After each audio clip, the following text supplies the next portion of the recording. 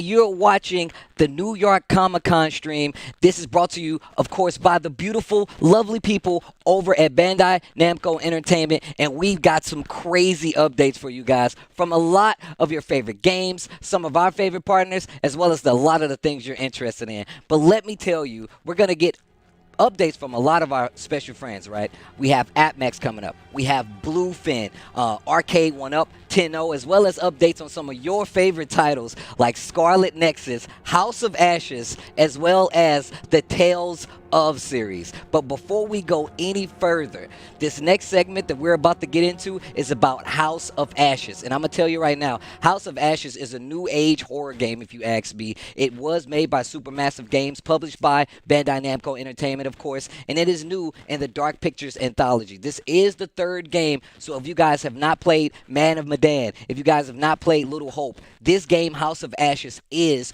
a great place to start. And I can tell you right now that this game definitely puts you on edge. I mean, you get to play with 5 different characters. All of them can die, and the story is always up in the air. Personally, I cannot wait to get into it. You guys should play it, especially because it's Halloween time, and I guarantee you this is worth the scares. And if you don't believe me, let's just say you don't believe me. You don't have to take my word for it. We have a trailer. We have a look for you guys. This is the Enemy of My Enemy trailer for House of Ashes. Take a look.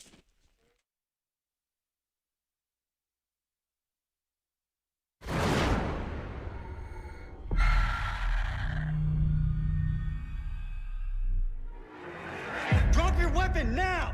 Stop pointing your guns at me! Drop your weapon, do it now! No, you lower yours first. I don't want to hurt you.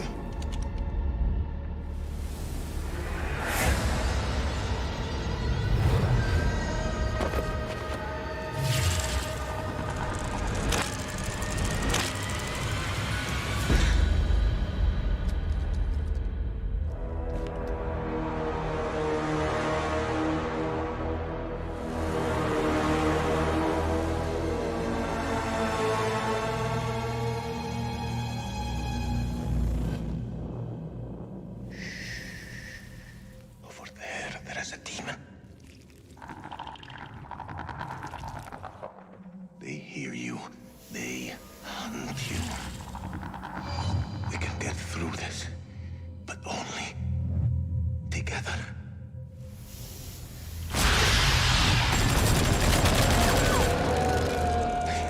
I shouldn't be here.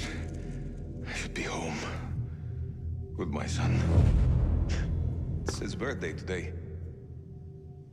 Best present you can give him is to make sure you get home today. This is Drop Kick to Mailman 3. Do you copy? Over. Find cover. Go. Go. I'm just ahead. Over. Sergeant K, you all right?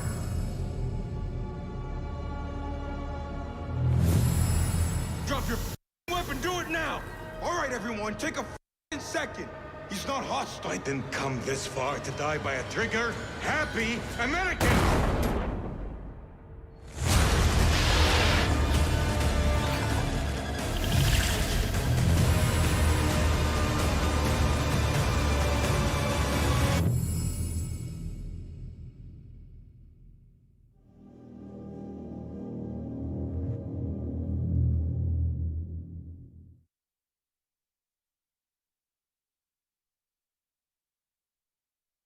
That was House of Ashes. Of course, takes place in war-torn Iraq, and all of the stories here on this Dark Pictures anthology have a lot of lore behind them. The team did a lot of research to make sure this is as horror-filled as possible and really accurate. Now, you guys saw that game, and I know you want to get it. Today, we will be giving out some very cool collector's items, so make sure you stick to this Twitch chat if you actually want to be in line to grab one of them. But I would like to introduce you guys to Miss Sam Strong, who will be talking to us a little bit more about House of Ashes. How are you doing, Miss Sam Strong? I'm doing good. Thank you for having me, Steve. It's so exciting to be here. Really excited to talk about House of Ashes. You know, I'm one of the social media specialists at Bandai Namco Entertainment America. One of my titles is the Dark Pictures, which is House of Ashes right now, coming out October 22nd. And it's going to be huge. Like the last two titles, Little Hope, you know, full of plot twists, you never knew what was going to happen. And before that, Man of Medan, no one knew what the ending was going to be, but now we finally have a real monster. This is going to be like unlike anything we've seen before. I can tell you right now, I'm looking at this trailer. I've legit was scared because the way that they make it, so you do have 2-player online co-op. You get to play with 5 players offline, movie night mode, and I feel like no matter what, this is one of those games that gets everybody included in it, and it gets you really scary, and it has really cool quick time events as well. But I like that collector's edition that they showed at the last part of that trailer, especially because it looks like, if I'm not mistaken, it comes with not only Man of Medan, but Little Hope as well, or is it just solely House of Ashes? Solely House of Ashes, but it includes a figurine of the actual real life monster. And like I said, this is the first monster the series has had, so that's huge. It actually also includes exclusive art pins, exclusive stickers, and pre-order bonus DLC, which, can make or break you in the game. No, that's absolutely true. And of course, guys, just remember that if you want to even get close to getting one of these bad boys, Sam actually let us know that I believe this is sold out everywhere. So if you really want to get this collector's edition of House of Ashes, the Pazuzu edition, you need to actually pay attention to the Twitch chat, and you could possibly get your hands on one of these amazing items down here from House of Ashes. And I'm telling you right now, this game is legitimately scary. It does a lot with the jump scares, and it has some of the best in-game acting I've ever seen. And that's one of the things that's been happening a lot, where we get live actors to portray characters in video games, and it's absolutely amazing. I was so excited when I saw who one of the main actors was going to be for House of Ashes. It's someone I personally love. I think a lot of us love her from our childhood. Ashley Tisdale is one of the main characters in this game. She plays Rachel. Yes, Rachel King, if I'm not mistaken. Yes. And she works on one of the separate teams that takes place in the House of Ashes story. It's actually super interesting because they have so many levels where they come back from, and they have such amazing dialogue between these characters. It really gets you tied into that, House of Ashes horror-filled story. Really sets the mood. But it's a good thing that you bring up Ashley Tisdale. Like you said before, a lot of people know her from their childhood, and she's one of the amazing actors that we do have for House of Ashes. I believe we have a video talking to Miss Ashley Tisdale. Let's check that out. We do.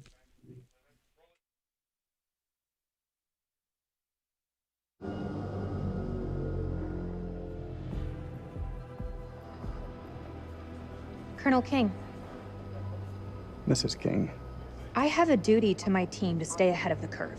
I understand, Rachel, but CENTCOM has given their orders. Orders. I'm now commanding officer. I'm sorry, Rach. Somehow I doubt that very much. Ashley Tisdale, welcome. Now, Ashley plays Rachel in Supermassive Games' Dark Pictures Anthologies, House of Ashes. All right, Ashley, what can you tell me about your character? My character, Rachel, is a CIA operative, and the game's taken place in 2003, and she is on a mission to find chemical weapons, so she's pretty badass. Wow. Any particular parts of Rachel's character that you personally identify with? I don't personally identify with Rachel as much. You're not a CIA operative? No, you never... I'm obsessed with the CIA, and so I was very excited to play a character, because I haven't gotten to do that on TV or movies yet, so I was very excited to do that. And the horror genre, do you feel at home in that genre? Do you love that? I've never done a horror film, no. Do you watch a lot of horror? I do watch a lot of horror. It's Pazuzu. Pazu who? Pazuzu. Do you not watch horror movies? I'm more known for obviously doing comedy. Yeah. But this is like, you know what? For me, I've always wanted to do an action film, and I am living out my action dreams doing this, because yes, it is scary, but there's so much action adventure in it, and it's pretty cool. It's pretty wild. Any particular things that scare you personally? What are you afraid of? Oh, I was actually just watching a really cheesy movie last night that was about a shark. And I have to say, even though it was cheesy, it scared the crap out of me. When the shark shows up, it just like scares you so much. I love cheesy shark movies. Look what Jaws did to people in the ocean and I swim. know. People didn't go in the bathtub But the technology after has that. gotten so much better That's since true. Jaws, and it's really scary. When people finally get the chance to play this game and take over these characters, what do you think they're going to really absolutely love about it? I think they're gonna love the whole thing. It's dark, it's scary, but it's also a lot of like action adventure, and I think it's really entertaining, and they're gonna have so much fun playing it. Cool, cool. How about all the characters? And there's a bunch of great characters in this game. Do you have a favorite? You could say your own, that's okay. I mean, Rachel's pretty cool. I do love Clarice. I'm gonna need access to your network. Who the hell are you? This is Dr. Stokes. I've given her full clearance. I bet you have. Claire, who played Clarice, she's super fun, and there's a lot of guys in this game, so it's nice to have another female lead. Come on, Clarice. Clarice, get up! Clarice! This is a lost cause. The medication's back at the temple. We're carrying dead weight. We can't give up hope! Everyone's really cool. I mean, we all have so much fun, and we kind of are just like here kind of killing it. Yeah, how has your experience been with the other cast? It must be really cool to share this together. Yeah, I think that like what's so great is that everybody is really professional, and obviously we're all coming into this new. None of us had done a video game before, so it was just so different, but we all got it really fast. And so once you kind of get into the feel of it, you just kind of like jump up and do your stuff, and it's really long days. It's not like, obviously on set sometimes on my TV shows, like I won't be in a couple scenes, so I'll have time to kind of like chill. Where this is like you have one lunch break, couple breaks during the day, but you were up like all day. And so it is definitely like physically a little draining because you're just like standing there and doing all this stuff, but it's nice to have a group of people that take it seriously and but still have fun at the same time, so it's cool.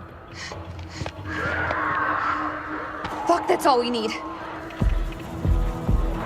Is this place mined? Won't mind to know.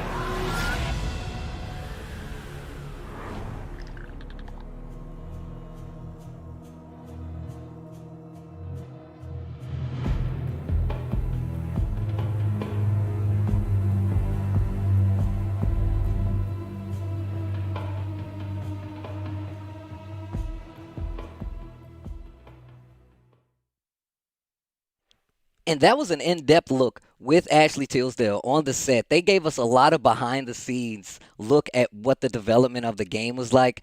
We already talked about how they're using real actors in these game roles now. And I think that's really cool that now we get even more insight. It gives another life to these characters that we get to see in video games, even though we get to play them. And in this game, everyone can die. So you might not want to get attached, but I feel that brings a lot of connection to the game. It makes you pay attention. It makes you a lot more involved.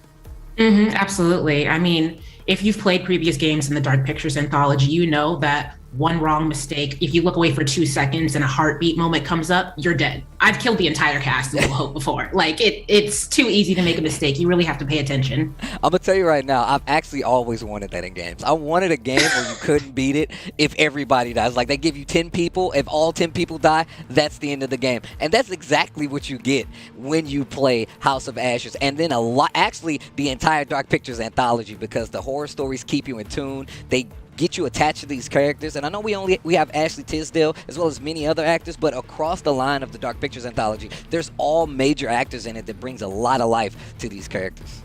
Yes, there are. And that's really one of the great things about the series. And one of the reasons I'm so excited for House of Ashes is that everyone can get excited about it. You know, like, I'm most looking forward to playing House of Ashes with my mom because it's a game that she can actually play. She can sit down and watch it like a movie, but also be involved because it doesn't take much to understand how you actually play the game. This is one of the things I really like about these games, and I feel like this is something that we don't get in a lot of games anyway. And personally, I'm a big fan of what Supermassive Games did here. And actually, we do have a developer walkthrough video to go a little deeper into what these guys did to make this game come to life. Let's take another look. Let's see it.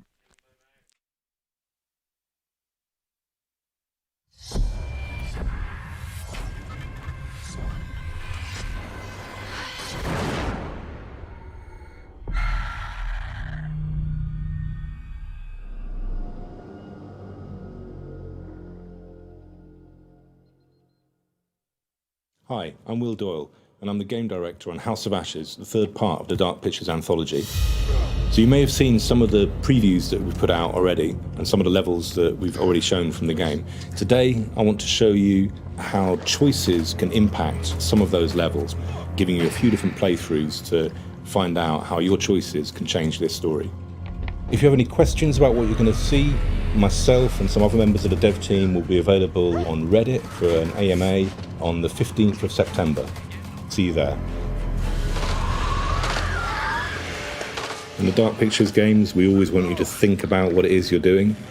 So even when you're presented with a button prompt, sometimes you still have to think about what to do. Wait! In this playthrough, you get one of the first glimpses of the outline of our creature, the silhouette of it there. As you can see, a good burst with the assault rifle will see it off, but not kill it.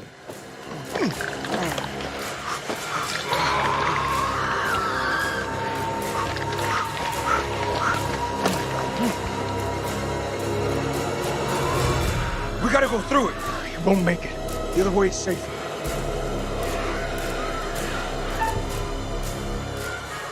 Move. I'll follow the Jason makes the call there. Chooses to go through the middle.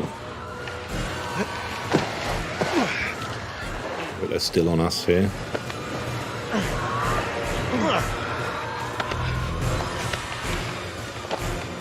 So again, wanted to make it clear that there is more than one of these creatures. What the Marines are facing is a host of these monsters.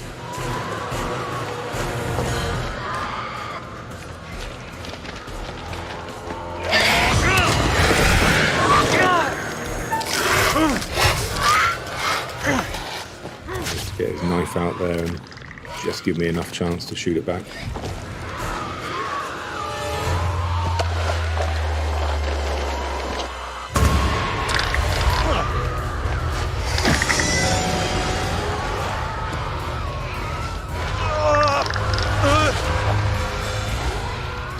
So as you can see, Merwin can perish in this story in a variety of different ways.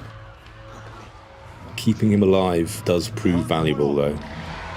I don't know, man. It was not supposed to play out like this. Any call signs, this is King. Contact! Taking fire! Does anyone call me? Over! That's Rachel. Nick is keen to get back to help Rachel. King, this is Mailman 2 on actual. How copy? Over. Damn. Let me go.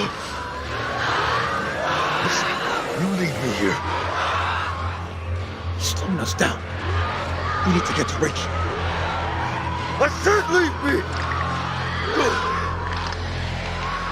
I'll hold him off. Merwin, those are not Iraqi. Whatever the fuck they are, they're mine. Go.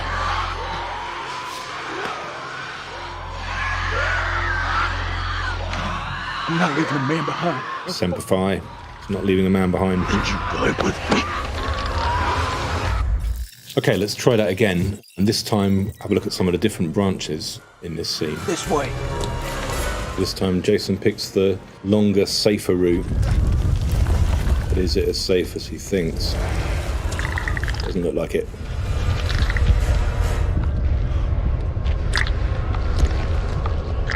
Here we're going into another of the keep calm moments. We're going to match the button presses to the heartbeat to stay as quiet as we can.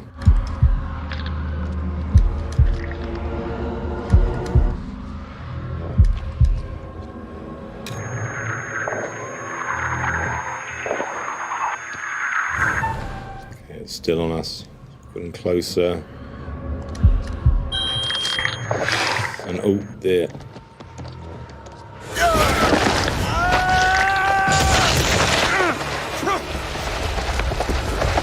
There we see yet another of Merwin's deaths.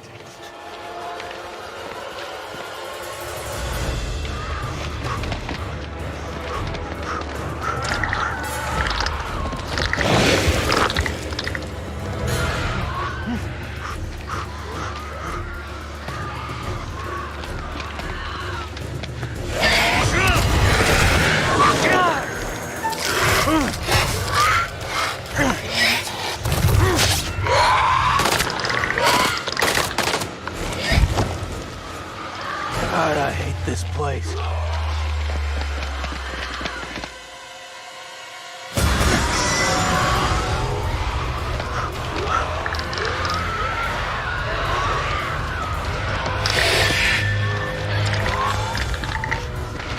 Cover me. The hell is going on? I don't know, man. It was not supposed to play out like this. Any call signs, this is King. Contact! Taking fire! That's Rachel! King, this is Mailman 2-1 actual. Say again. Over. King, this is Mailman 2-1 actual. How copy? Over. Damn it!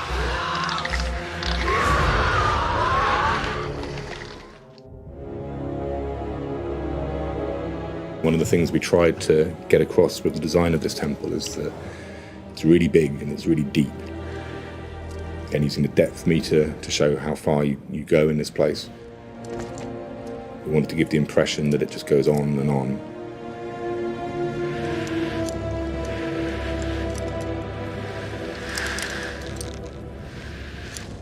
So the red flares are used a lot throughout the game, and actually across the Dark Pictures series so far, we've sometimes used red light as a signifier of danger.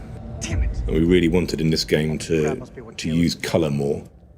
So the red and the blue here, the blue of the lights above and the red flare, very important. The opening of the game has got very strong, bright light More than you'll ever know. in, as you go through Iraq in daytime, and then coming down into here, into the darkness. We had a danger that the whole thing could just become monotone, so we wanted to use as much colour as possible. You don't think I can do it? You don't believe in me? There's no use in dwelling on it. We need to focus on the task ahead and find a way out of this place. The hell is that? Subsidence? From the aftershocks?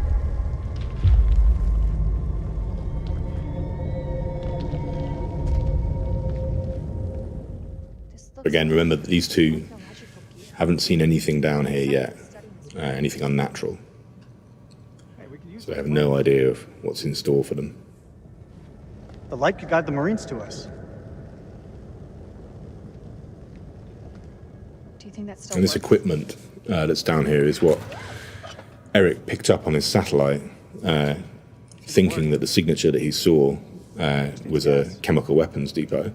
We need to find some. But in fact, it's all this old archaeological gear. So people have been down here before them, but they haven't got out.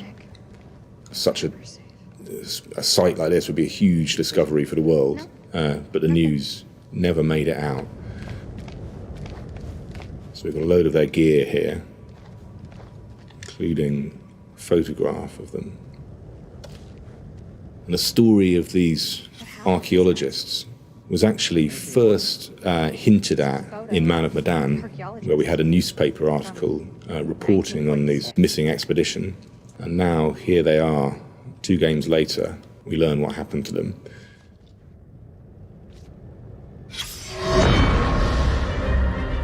September the 24th. So as the story plays out, the Hodgson expedition is detailed through many secrets. So if I access the secrets menu, you can see that there are 50 different items to find across the game. And together, they tell the story of what happened to these people. A Sumerian relic recovered from a dig site in the Hashemite kingdom of Iraq. So Randolph's journal has been torn to pieces and scattered across the temple. Across the course of House of Ashes, you can piece it together. There are 10 separate journal entries, each of which has their own cinematic to accompany it. The tomb lies somewhere on the border of Iraq. As you unlock these, you'll also unlock bonus features from the main menu, which string them all together into a single cinematic and include extra pieces that you haven't seen before. Playing through the whole game, there are 2 separate bonus features connected to the journal. This place is starting to make me feel a little uneasy. And you'll see as you play through, you'll come across the corpses of these people, and you'll learn more about what it was that they faced and what they were ultimately hoping to do down here to stop these creatures. So that will probably come in handy later. This exploration is exploring this huge space and shows that sometimes you need to find things in these environments in order to progress. There's some sort of puzzle elements in House of Ashes that you'll come across. But this looks like the gasoline. Eric, come give me a hand with these cans.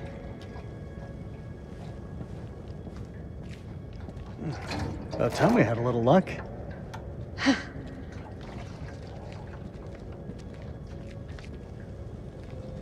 How's the lake holding up? Leg? Oh, you mean the prosthesis? I lost my leg back on the highway. Don't. I still feel guilty. I didn't make it easy on you, Rach. I know that. You weren't to blame for that crash. Come on, let's get to work.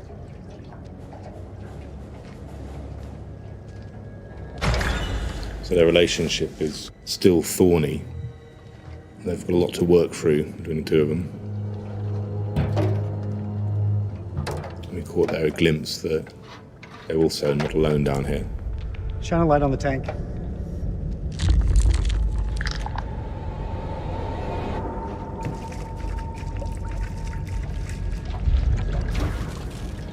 Ah, shit. What's wrong? Fuel tube's worn loose. The damn valve is leaking. Can it be fixed? We have to secure the tube before starting the generator.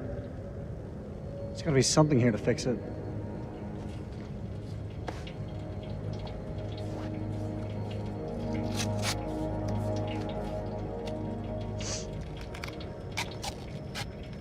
You got it?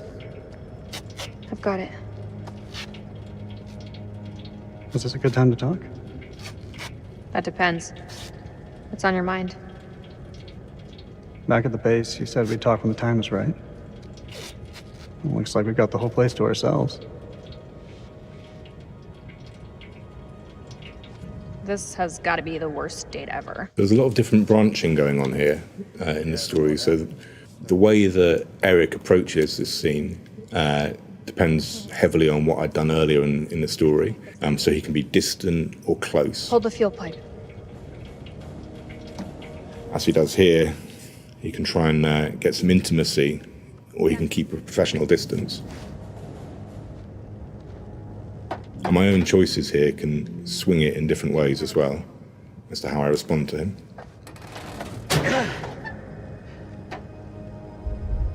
Look at the state of these.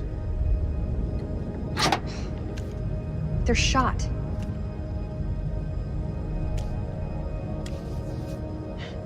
Feels like so long since we worked on something together. Same time, feels like yesterday. Why do we leave things like this? I tried. But you made it so hard for me to stay. Rachel and Eric were teenage sweethearts, and they have a lot of history behind them. So even though they made the decision to part, she's still always a bit reluctant. Past year or so, my head's been buried in Kalis, and I was blind to anything else. Sounds less like an apology and more like an excuse. It's not either, it's the truth. Bullshit. You had no idea that Kalis would even work. Rach, Say what's on your mind. I've missed you, Rach. Like you wouldn't believe. Back then, I don't know, things seemed confused, but now, it just seems simpler. Maybe there's hope for us after all. That should do the trick. Let's fire her up.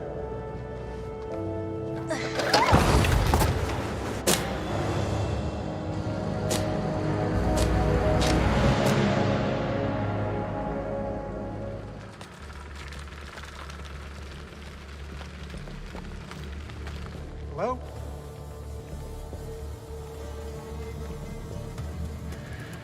Shit.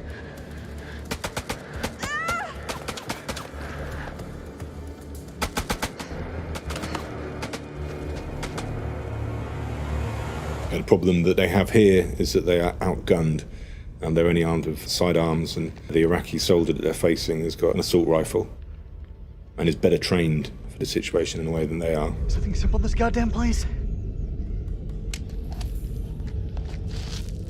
You're not serious. That looks decades old. It's all we have. Can you see him? Yeah, he's coming.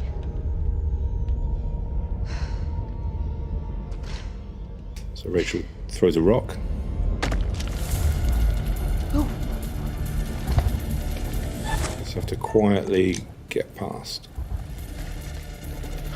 So we've managed to get past the Iraqi soldier with a bit of breathing space. That will mean that later on, Eric should have a bit more time.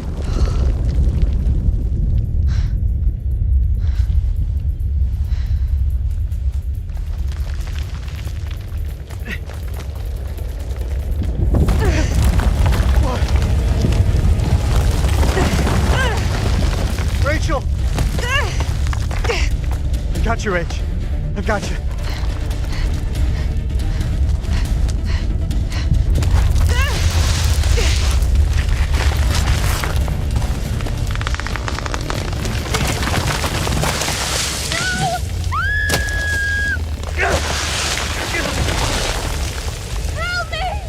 Eric finds himself in the pressure situation.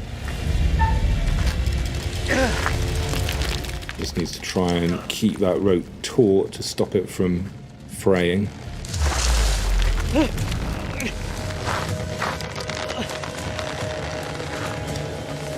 Rachel, grab onto something! And now, I can't see. let's see if we can just hold on.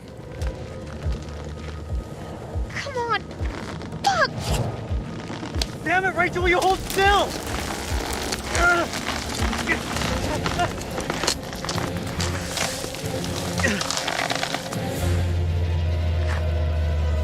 I'm so sorry, Rachel. I'm so sorry.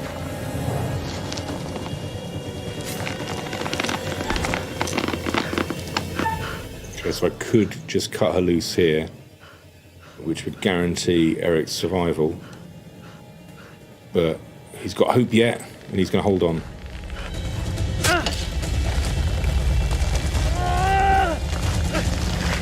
So here he sees the approaching torches. That is Nick and Jason coming on. So if he can just hold on. But it's getting too much. He has another chance here.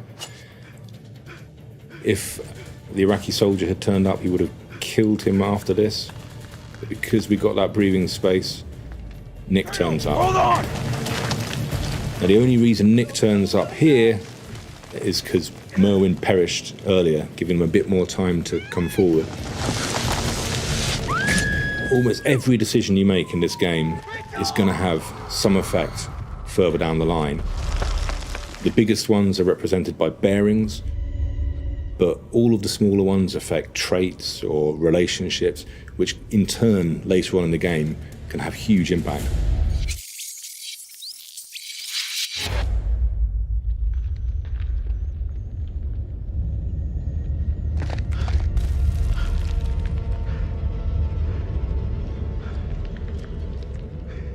Something simple in this goddamn place?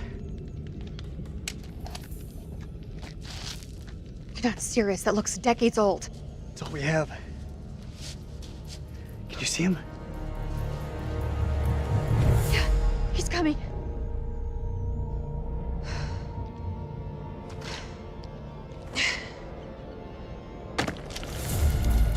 Oh.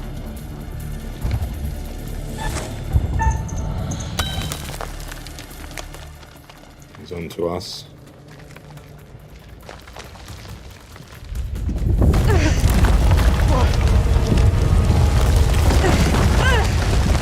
Rachel! I got you, Rach. I got you.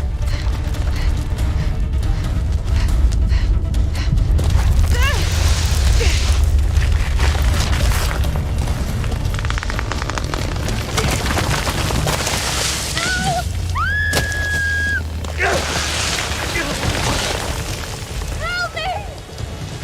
You gotta stop struggling! I'm trying to keep as still as I can to again stop that rope from breaking. But Eric's in real trouble. Rachel, grab onto something! Here he's gonna get pulled over as well. He's not careful. Come on! Fuck! Damn it, Rachel, will you hold still? But so far the rope's holding because I managed to keep as still as I could and to succeed on that first QTE. So sorry. Still is putting Eric under pressure here, and he has the decision of whether or not to cut the rope.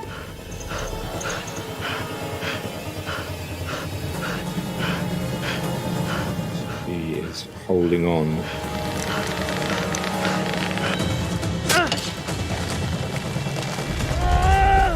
This scene was one of the very first dilemmas that we actually thought up for this game. A lot of the story came from this moment. It's actually inspired by a real-life incident that happened, which is detailed in the film Touching the Void, a documentary film. A climbing accident that happened.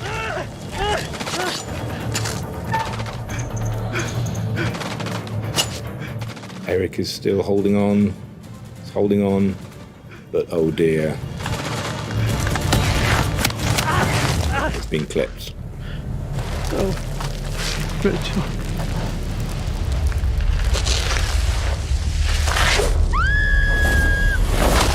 So again, this scene plays out in very different ways here. If we'd have got a bit more distance on the Iraqi soldier, he wouldn't have turned up at that point, and Eric could have kept on hanging on. But because Eric chose to stay hanging on, he didn't make it. And as for Rachel, she's plunged down into the dark.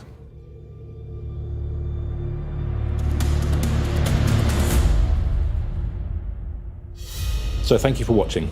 I hope you've enjoyed what you've seen, and you've seen how important decision-making is in the Dark Pictures anthology. If you want to find out more, me and some other members of the team will be doing an AMA on Reddit on the 15th of September. So if you've got any questions for us, tune in then and have a chat with us.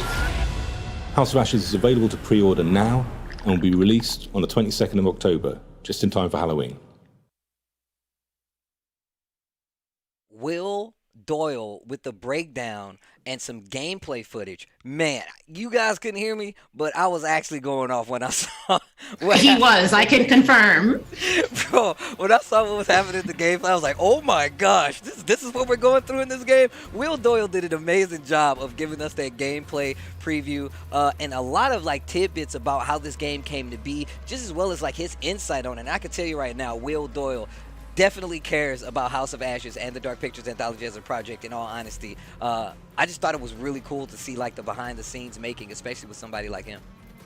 Absolutely. I agree 100%. I mean, the way he showed us some of those Easter eggs that are hidden in the game, if you've played Man of Medan, if you've played Little Hope, it's like seeing everything come full circle at this point, which is just really awesome if you're a fan of the series. Yeah, and then even just the fact that he gave us the opportunity to see what happens when you make different decisions throughout the game, right? Once again, it's 5 characters in this game. Like Sam said, all of our characters died, which I would love to see in all honesty. This can happen to you too, and you should definitely be taking advantage of your opportunity to play this game, especially considering you just got such an in-depth look, and that was only a piece of the action that you served to get. There's 5 characters, only 1 died. You got 4 more to see gruesomely get taken out in House of Ashes. Personally, I can't wait to see it myself, and you guys can actually get a copy of that collector's edition yourself. Make sure you hang around in chat.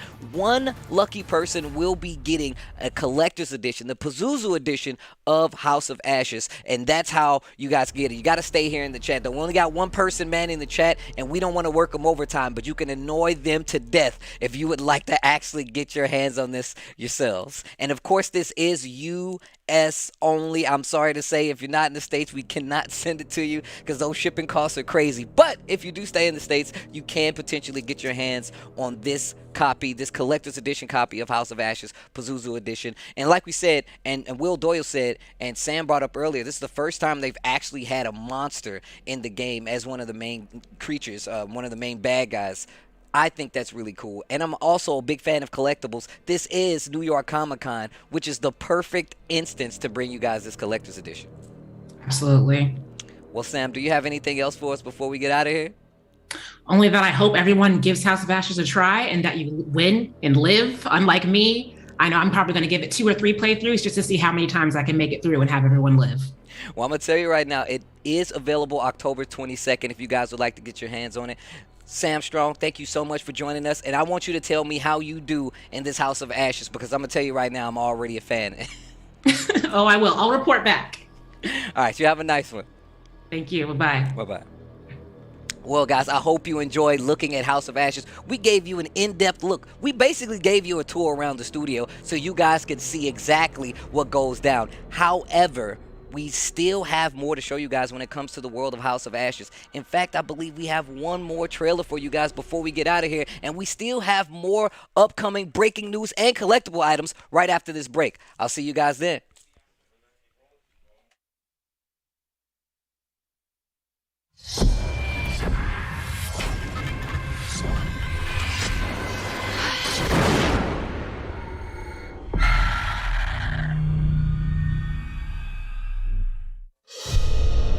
An ancient horror has awoken from its slumber and is hungry for blood. Shall we see how many have fallen into shadow? Satellite sweeps of the war zone have uncovered what appears to be an underground storage facility. But I strongly suspect it's where chemical weapons are hidden, so we need to move fast. Ready to go dark. To descend into the unknown alone is extremely brave. Man out, hold fire. Or extremely foolish.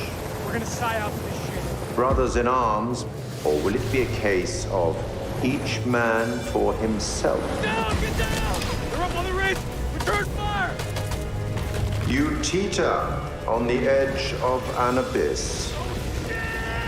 Your survival depends on the choices you make.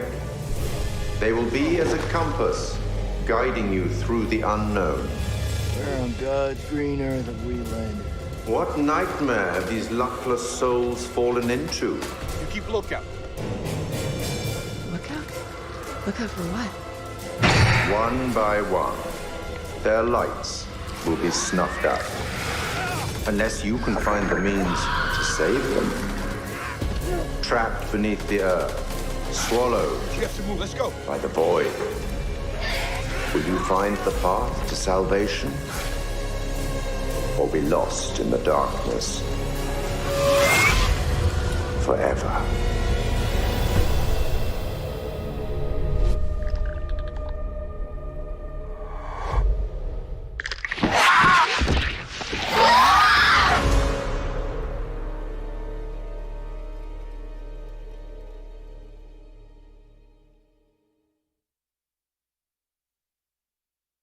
Including gold, silver, platinum, and palladium. Hello world, my name is Tasty Steve, and you're watching the New York City Comic Con Bandai Namco Entertainment live stream. And our friends over at AppMex have some brand new collectibles to show you guys. AppMex is the leading retailer of physical precious metals, including gold, silver, platinum, and palladium. They've got over 5.5 million ounces of gold, as well as 200 million ounces of silver already sold. AppMex's website provides more than just products. They provide educational content with current and historical spot price charts, as well as industry reports, so you can make the right decision before you buy. Their leading products include such names as John Wick, Peanuts, Sonic the Hedgehog, Pac-Man, and more. The first collectible I'd like to talk about is the Pac-Man Silver Stacker. It contains 1 ounce of fine silver shaped like Pac-Man. There have been 25,000 coins made just like this one worldwide. If you buy 20 of these, AppMex will include a Pac-Man branded tube for storage. The front of the coin has the face value and year of issue. The back of the coin includes an offset border for easy stacking. The next product I'd like to talk about is the Pac-Man colorized silver coin. It also contains 1 ounce of silver with a colorized finish with the exact same shape. There have only been 2,000 of these coins made worldwide. The colorized silver coin is Pac-Man's iconic yellow color. Purchases of this colorized coin will come in a custom tin along with a Pac-Man themed cardboard sleeve included with a certificate of authenticity. Fun fact, each shaped coin is exact number of pixels as the original Pac-Man, 13 pixels high and 12 wide. The final product of the day for AppMex is the Pac-Man gold coin. It also contains 1 ounce of fine gold shaped just like Pac-Man. There have only been a total of 500 of these coins made in the world. Orders of this coin also come with a custom tin along with a certificate of authenticity. With the purchase of an AppMex collectible Pac-Man coin, you are automatically entered in the Pixel Bash and Chill giveaway with an opportunity to win an official arcade cabinet featuring a mini fridge to keep the drinks on chill while you play. That's an estimated value of $2,100. Thank you guys all for tuning in to the Bandai Namco Entertainment Comic-Con stream. Now, any one of these collectibles, as well as more that we've introduced you to, can be purchased over at appmex.com. Happy collecting.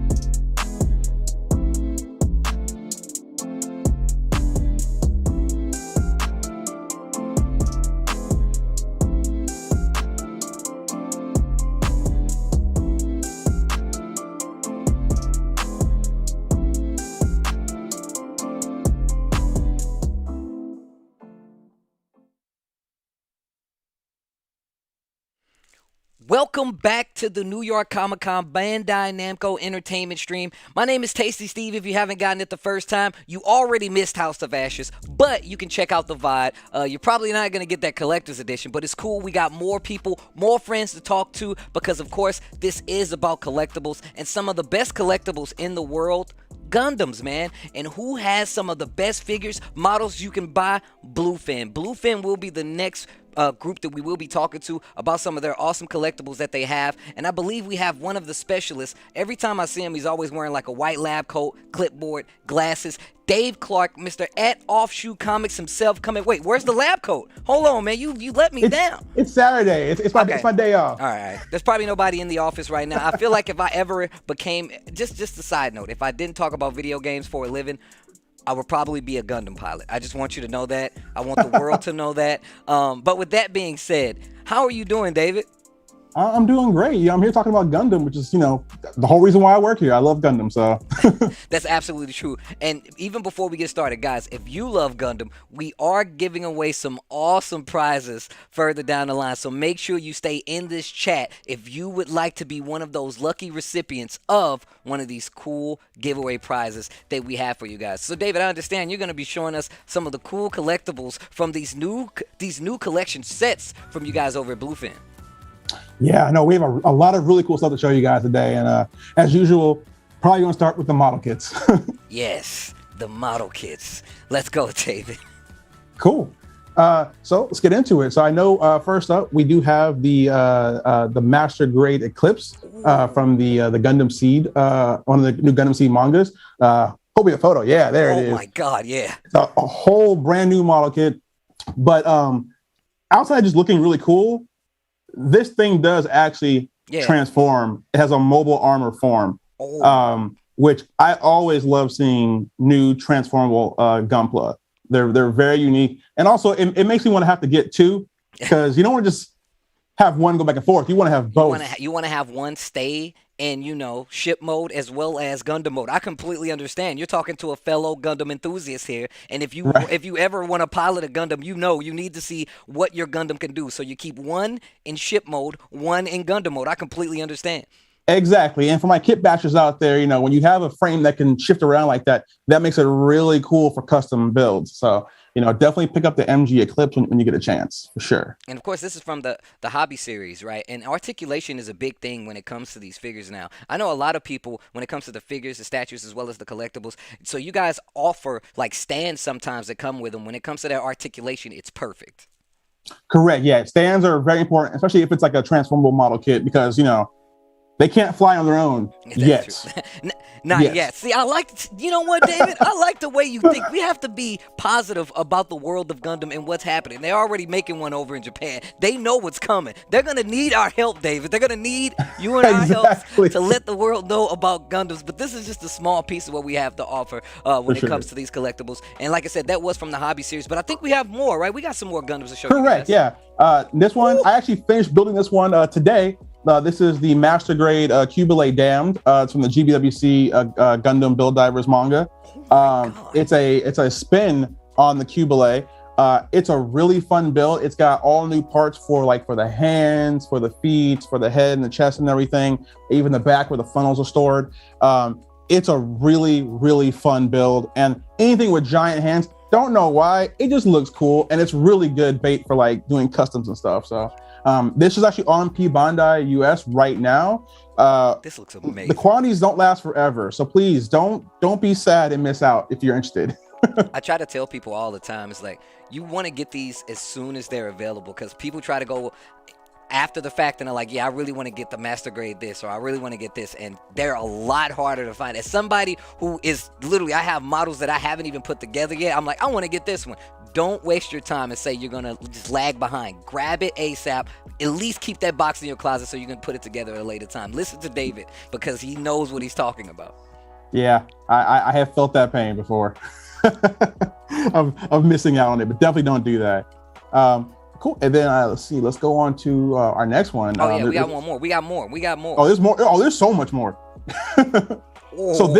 So for anybody who has built the real grade new Gundam, they know that is quite possibly one of the top 10 of model kits to have ever been released ever. This is the RG High New Gundam. So the High New Gundam is the better version, in my opinion, of the new Gundam that is from Char's Counter. The better version. Oh, it's better. It's better. I love the way the funnels are. It looks really amazing. And of course, eventually, there will probably be a heavy weapon system added onto it, as there always is. But this kit is amazing. The flexibility is awesome. The stability is just out of this world. With how they're able to attach the funnels. You can have them taking a knee as well. And I'm definitely a fan of, I know we see these standalone kits, right, where sometimes you just get like the Gundam itself with no add-ons, but like you said before, there's a lot to add to this. You can tell by the funnels on the back as well. It just looks really cool. Yeah, and then like you pointed out, taking a knee for a model kit is huge deal. That's what I was saying. Like, I'm like, bro, it's taking a knee and it has all this stuff. I don't know if you guys know this. Like I said, as a fellow collector, you know it's really hard to try to set these models up. So the fact that you have one actually taking a knee, that's big news, man. Yeah, if it can do a sniper pose, it's good to go. And that was all from the hobby series of collectibles, correct? Correct. Yeah, and I don't know. Do we have any more from Hobby? I don't know, because there's so many. So little time. There are, and there is so little time. Look, if we all are Gundam experts here, right? We know that there's a lot of series to go through. There's a lot of Gundams to go through. And like you said, there's some of these models are actually kind of like retooled. Sometimes you get the added version where you get that master grade with the extra on there. But no, we definitely have one more to show you guys from that Hobby series. Yes, so this is actually, speaking about, retooling, adding on, this is one of another one of our P-Bandai US model kits. This is the Master Grade Stormbringer / GM Dominance. So this is a really awesome kit. It's based off the GM Sniper 2's frame, which I collect literally everything that uses this frame because it's amazing. But you can build the Stormbringer full armor version, which you see there on the screen, but then you can also build the GM version here too. So it's, you can build one or the other. I have personally missed out on this kit in the past, so I was about to say, this is a beautiful look. First don't have that pain. Whoever, I could already tell that somebody's went in and painted this one. I would love to be in the office when they're putting this together. I feel like I'm in a laboratory and people are just putting these Gundams together as well as going in with the paint, because it's not an easy thing to do. But you get some beautiful, beautiful results like this, what you see right here in front of you, when you do put in that time to putting these Gundams together. Yeah, no, it's really amazing, and like I said, I'm a kit basher, so I always have to get multiples of these because I love to double up on parts and make customs. And this frame that this one uses is right there. So good for customs. That's one of my favorite parts. It's just lining them up for pictures. I can't be a real photographer, but they was like, yo, Steve, we need you to take pictures of giant Gundams. I'll be like, yo, no problem.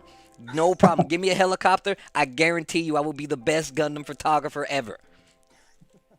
For sure. But yeah, definitely make sure you check it out on P-Bandai US when this is available and get it. Don't miss out on it, because then you'll be sad like me.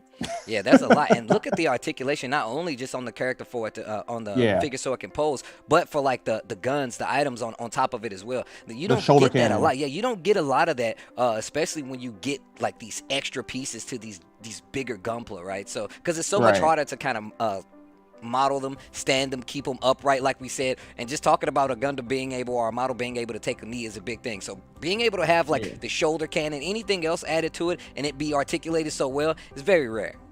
Oh yeah, for sure. And for all the fans of the GM Sniper 2 Master Grade, which is one of the most popular, this uses a similar frame. So any sniper pose that the Sniper 2 can do, so can this one. Okay. So you definitely want to keep that in mind. Well, with that being said, this is just a small piece. We also have Mega House collectibles as well. You're going to be showing us a few of the Gunpla models from there as well, right? Of course, yeah. We have a lot of cool Gundam things from Mega House. That's actually my brand, so I love it. So yeah, let's go to the first item. Mega House is new for us, and so we're excited to start carrying these items. So this is the Full Scale Works Char Azimuth helmet. Now, this is like from the last episode of the original series, and the significance of this is that Char never wore a helmet into battle because he figured I would never be shot down. But in this last fight, he wasn't sure, and so that's what he put the helmet on for the first time. And so this is a 1-to-1 scale helmet, which means if your head is correct shape, it should be able to fit. It's not a safety helmet by any means. It's just for looks, but But yeah, it's a really awesome collectible for anybody who's a Char fan. You know, I had a lot of people here in the office actually who are hardcore Xeon fans. Who the moment they saw these photos, they said, "David, give me one now." That's got to be the hardest part of working in a studio like that and being like, every time something cool comes out, everybody wants it at the same time. And this is something perfect that you can display in your home, put it in a glass case, and keep for a very long time. Like you said, it's 1-to-1. So if you have a perfectly anatomically correct head, you could possibly put it on, but I wouldn't chance it. And it has the removable glass as well. Correct. Yo, that is buff. Yeah, and like part of the back comes out too to make it easier to put it on as well. So it's a really good collectible for anybody who just is into Char or Xeon. Which if you're into Gundam, you should be a fan of Xeon. Yeah, that's true. And man, this is really, really in depth. You could take the back piece off as well. You could take off the front, plastic casing just for the covering the eyes. This is really cool. Yeah, it's a really awesome piece. But just remember though, it is not a safety helmet. Somebody's gonna be riding. Don't ride your motorcycle and put this on, guys. Don't please. do that. Don't do that. Awesome. And that figure as well. That looks ridiculous. Look at the that detail. figure actually is gonna be one of the other things that we're gonna talk about is that figure too.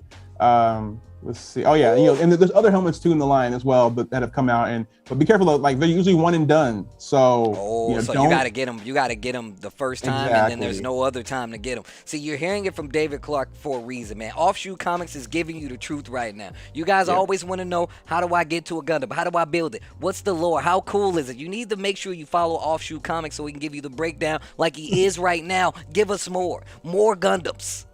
Perfect. So yeah, let's go to the next item, which let's see, should be. It's still in the Mega House collectibles as well. Yes, still a Mega House. So this is from GMG, which is Gundam Military Generation. These are like 3.5 to 4 inch tall figures. Okay. And so here you see 2 Xeon pilots and of course Char Asimov himself. This is actually how he normally goes into battle. And in space, usually a bad idea because if you get shot down, you can't breathe with your mask not on. Right. So this is how he normally is. This is arrogant version of him. And these come with a lot of cool weapons and accessories, optional heads. See, Char comes there with that really cool rock. So I was just about to say, the fact that you include the posing rock, I'm just saying, look, that's how you know you're dealing with high quality figures here. When they articulate, you can see how pompous he is while he's standing on said model rock. This is exactly what I like to see. This is the kind of articulation you want for figures, especially, look, I've collected figures since I was a young boy, and having articulation, I never thought I would want them to pose and stay up in a case, but that's exactly what you get from these kind of figures now. And especially if you could do like complicated figure poses like this, him holding the helmet with the cape on and his hand behind the back. Come on. Exactly. Like that is hard to do. I love the options so you can have different heads and different poses. And there's actually, hopefully there should be an image, just a really fun image in this gallery that is my favorite, which is coming up for Char. I don't want to spoil it before people see it and get the the reaction. It's cool. We let them build up. If they want to get access to any one of these prizes, they have to stay tuned anyway. So they need to be watching what we're showing them. This right now. one right here. Oh my God! Now with the cup too. With the cup, I don't know why, but that one's just my favorite. Like the level of arrogance. Everyone else has got guns and bazookas. He's just like out there with a cup. With a cup and no mask. My man was like, in space, I'm not gonna die, and I got this cup with me. Right, until he has to put that helmet on. He's like, oh wait, I might die this time. Let me put it on. But yeah, these are awesome figures. So they're actually sold separately or together as a set. So definitely check out basically anywhere where Gundam is sold. They should have this available as well. And here's a cool shot of all of the accessories and the optional hands, and it's a really cool detailed playset of these characters. And for the non-main characters, like the people in green that you saw, you very rarely get figures of them. So this line is really cool for you to get some of the other non-main characters as figures from Gundam. Also, it just seems like I know a lot of people like to make, like dioramas and stuff like that, which I'm a big fan of and I see all the time. These items are perfect like that, especially when it comes to articulation. So the fact that Mega House is giving you the opportunity to do such things, and on top of that, look how deep you could go, and he's reading the book as well. Come on. He got a book. Oh, speaking of the dioramas, look.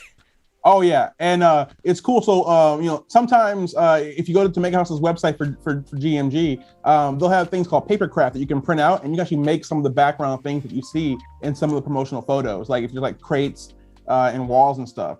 And so I thought that, that's also really cool too, that you can make some of the background things yourself for really cool photos. I'm always interested in the makeshift grass, the makeshift water when they have the underwater scenes. I'm like, how did they do that? Like, that's what makes me really interested in it. But no, the articulation on these are perfect, and perfect for building your own little live shots and pictures for your own portfolio of pictures. I know I have friends that literally go out in the dirt, take their figures, and use them to make cool little shots, cool little stop motion cartoons, and it's because they're using these articulated figures that you see in front of you from Bluefin. Oh yeah, for sure. Yeah, and I love like the space shots here, which I would love to know how they did it. Right, like, they floating in space. That's godlike. Like, is there strings? Did you edit out a stand, or did you go to actual space? I don't know, but it looks amazing. Got into the atmosphere just high enough to let the figures float, took the picture, and then came back down to Earth. That's an expensive photo shoot. I'm going to tell you that right now. But look, it's for the love of Gundam. You got to make it as real life as possible. That means you got to give them the space floating, picture. Right. And you see here, they even come with like laptops and briefcases. They're very detailed figures, and I love just the high amount of accessories that they come with. GMG is a great series, and it's only just begun. So there's definitely more coming. Yeah, you can make here's whole some of the scenes dioramas right here. You can make whole scenes of your favorite shots from any one of the Gundam series with these kinds of figures, and you can see right in front of you. This looks ridiculous. You see him with the hand holding off the rest of the soldiers. Like, wait a minute, chill. I gotta make sure they don't know we're coming, and then we're gonna ambush them. That's the kind of things that you can do with these kind of figures, though. Yeah, no, they're just really amazing, and Mega House is very good at adding really cool details and just making sure that things are just really high quality. That's one thing I really love about them, is that they don't ever do something just kind of okay.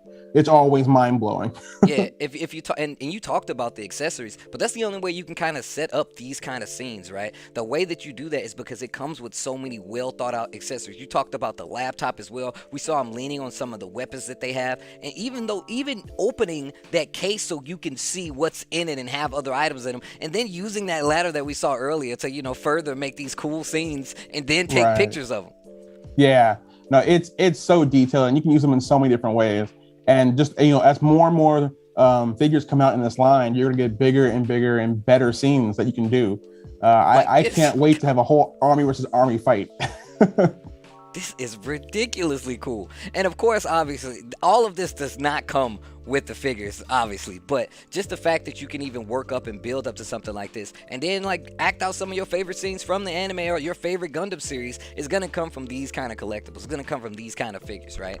Definitely, yeah. And I just can't wait to have the Char having the book in one hand with the cup of tea in the other hand. That's tea, bro. That's how he's gonna be posed in my room right there. Prove it. Post it. Look, I'm gonna follow you, Offshoot Comics. I want to see this myself, guys. Make sure that you follow Offshoot Comics. He said he's gonna have him with the coffee mug in his hand. That's what's gonna be at his house post. I want to see that with my own two eyes. For sure, I got you.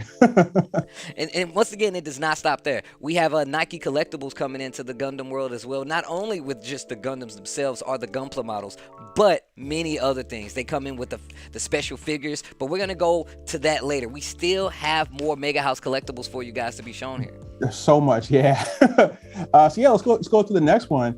Okay, now this is actually a 1/8 scale statue from a Gundam Guys generation of Char, from the last episode of Gundam. And people who are familiar with the last episode, they will remember this pose. There was someone named Cecilia Zabi, who was one of the people on Char's hit list for taking down his family. And this is the pose he made saluting her before he killed her with the bazooka. Right? I got you. You know what time it is with the bazooka. Yeah, so when I saw this, I was like, this statue is so disrespectful. I have to get it. I love that. He just salutes. Boom, love it.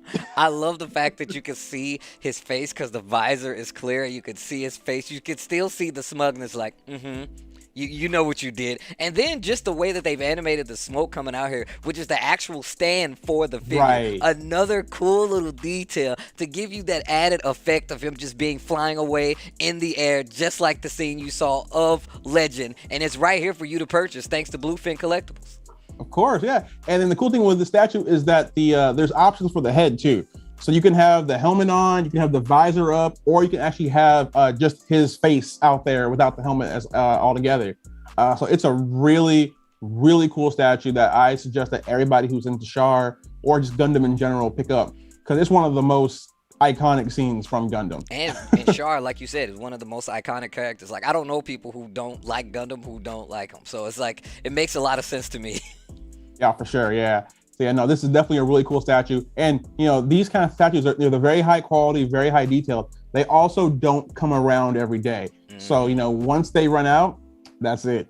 Well, look, this is New York Comic-Con, guys. I told you, I know we're here for Bandai Namco Entertainment, but when it comes to Gundam, when it comes to figures and collectibles, you know you can depend on Bandai Namco Entertainment. And you know, of course, you can depend on Bluefin at this point. Look, and like you said, you can have one where the visor is up still with the salute, and it looks just as good. Look at the detail on the pants. You can see, like, the wrinkle, like, Kufter on the pants on the torso. Looks so good.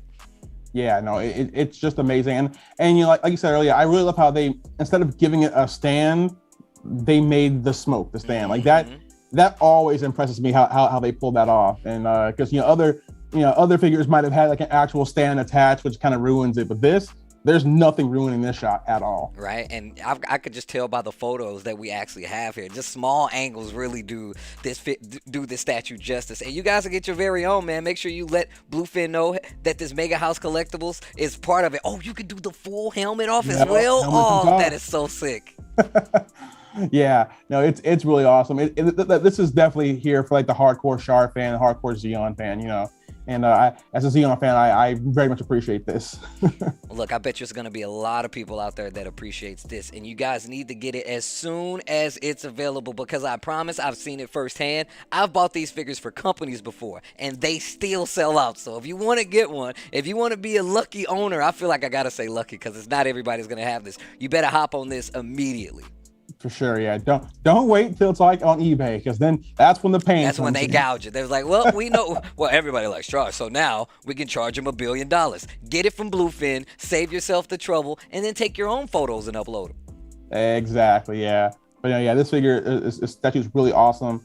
And it's in scale with all the other Gundam Guy generation and Gundam Girls generation statues too. So I believe we have a Sailor Mass too coming up, which actually is his sister, which would be great to pair next to him. You know, opposite sides of the war, kind of, you know, conflicting ideas. Kind of willing to shoot at each other a little bit. Kinda? I don't know, a little bit. I mean, like, they talk, you know, they don't just kill each other, but you know, it's a very interesting dynamic. I never understood that. I have siblings too. I don't know if we would ever be able to come back if we ever tried to like kill one another. I don't know if we have that kind of relationship. So you could say they have a stronger relationship than most, but they do.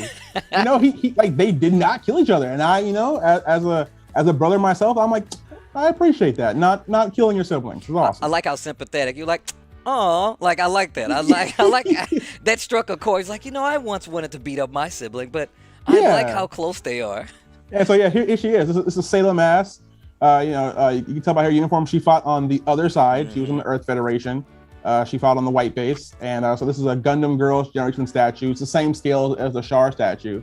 So I know if you're a fan of Char, you're probably going to also want his sister to be right next to him too. No, this is absolutely the kind of figures you want to display in a glass case or just at your home by itself. And like you said, if you're going to get one, you got to get the whole set. I'm definitely one of those people that I say, well, hey, look, if I'm going to commit to buying figures, I want you to see the entire thing. I want to be able to shoot my own little special scenario so I can show people of the world that I know exactly what I'm talking about and just recreate some of my favorite scenes. So of course you want to get the sister to stand opposite. Exactly, definitely. You want to have all the characters if possible. But yeah, it's a really good line. You know, the details here are great. The details on the clothes are really fantastic as well. Like I said, Mega House, they don't half step anything. They always do something really amazing. I could tell right now, man, the wrinkles, the shading on her back as well, and just the hair flare, like she's in movement the entire time, makes it really dynamic for just posing and setting up with other figures, especially, like we said, if you're trying to set a scene, tell a story with your pictures. Details are on point, man. Mega House definitely did an amazing job with this. Even the flare on the front of her skirt right there, the little half step, the wrinkle on the leather boots. You can see the wearing on the tip of the boots as well. Just really, really detailed figures here from Mega House. Yeah, it always amazes me how they're able to pull off all those details. It's like, how, like, did you have somebody dress up and do this pose to like photograph it? Like, that's crazy how close they get to making it look like this is an actual, you know, person. And just look at that. You can see the shading and the tuck on her, the top part of her shirt in the belt loop there. Just so much detail. Yeah, no, definitely. Yeah. So this is definitely one that you're going to want to get. You're going to want to make sure you pick this up because, like the other statues, once it runs out, like that's it. Mega House doing you guys a solid right now by showing it to you and letting you know you should get it ASAP. And just like you said, a lot of times you don't get it on the first swing, then you're going to really be in pain because you're going to try to go the other way of getting it. And that by that time is going to be $1 billion. Get them now from Bluefin. Complete the collection now. Tell your story now and do it with these awesome figures. Yeah, for sure. But yeah, this is definitely one that's for like the hardcore Gundam collector. You're definitely going to want this. Cool. And then I know we do have one more thing from Mega House, which is really cool. That's even more limited than the statues. Even more limited than the statue. I can't wait to see this. If it only goes up from here, I'm telling you guys right now, you need to go to Bluefin, see when you can reserve and grab them ASAP, because I promise you, I've been there on the company side. A lot of times when these items go, you cannot get them back. Back, and you have to go through some other side, some other way of getting it, and you don't want to do that. Take advantage of it now. We're giving you the details, we're giving you the lowdown. Head on over to Bluefin and get them as soon as you can if you want to complete your collection. Yeah, definitely. So let's see. We can get to the next one. It's a really So this is a replica of the launch bay of the Archangel from Gundam Seed. Oh my god! How big is this? Wait a minute. So I believe fully extended, it's like 27 inches. Oh my god! It's rather large, but as you see there, it recreates like the light you see from when the Gundam's about to launch. It even does it in sync, because whenever they launch, they do the scene just how you see it scrolling down the panels on the left side. That's exactly what happens in the series on the show, and you can recreate it. You can make an amazing scene with this. Actually, I can do it. I'm thinking in my head what I could do with this. I'm already planning out what it would look like as a drawn out photo shoot because of how well this looks. This looks ridiculous. This is exactly what I was thinking. Yeah, and the cool thing is it's compatible with high grade Gunplas, actually, the model kits. Oh my god, that's sick. So if you have like a Strike Gundam that you want to put in there, or I mean literally anything high grade scale, which is 144, which would be a high grade or real grade, is compatible with this. So if you want to have a fantasy world where maybe the heavy arms somehow for some reason hopped over to Gundam Seed and popped out, you could do that too. Then you have the Gundam Generations, but you can get this and you can recreate some of your favorite scenes, whether it is from Gundam Seed or any one of your favorite other Gundam series. You could use this to make some of the best scenes you've ever seen, because that looks ridiculous. That looks really cool. Yeah, I know, it's really amazing. It's funny, we're actually going to be displaying one at San Diego Comic-Con next month actually. And we had to kind of figure out what kind of a case do we get to display this. I was about to say, if you're gonna have it closed like this, that's one thing, but you can't do that. You can't let them see only a part of what you have to offer. Not. You have to extend it the full 27 inches, possibly put a model up there just to see how it works, just for the uninitiated eye. But this looks super detailed. We've already seen some of the possibilities with it, and it just looks ridiculous. Yeah, no, I love it. It's really cool. It gives me hope for maybe one day having add-on parts to make the full Archangel, but I'd have to get rid of furniture to be able to show that off properly. No couch in your house? No couch? Why don't you have a dinner table? Well, I wanted to build the Ark, so we need to make sure we can eat on the floor. The Gundams can't be launched out of the floor, okay? So yeah, but no, the Archangel it's really cool. It's a very realistic model, and for people out there who build Gunpla, like this is fully compatible with that. So make sure if you ever want to recreate the scene of launching from Gundam Seed, this is definitely here for you. Yo, they have the entire hangar bay up. It's absolutely OD. That is crazy. Yeah, so like if you want to see inside, there's like the little cage that you see there that the Gundams or the mobile suits are housed in before launching is there. You can just look inside, and there's a lot of details too. Yeah, it's fantastic. So I believe I think there's a Strike Gundam in there right now. Oh, wow. But yeah, you can definitely, it's very compatible with high grades, which is awesome. This is anything that can help me show off my high grades more is really awesome. This is like the case outside of the case. You got the glass case, and then you have this as well, just to let them know, like, yeah, we got the double case action going right here. Yeah, but yeah, no, it's really cool. Like that's a really good shot. Oh my gosh, look at that shot! And it looks so. Once again, I know that we just talked about it being 27 inches, but when you get good photography and you do have the Gunpla in there as well, it makes some of the most amazing pictures, some of the most amazing sets, tell some of the best stories from the series, and you can do it at your own house if you can get this Archangel. Bruh, that shot is amazing. Oh, that looks so cool.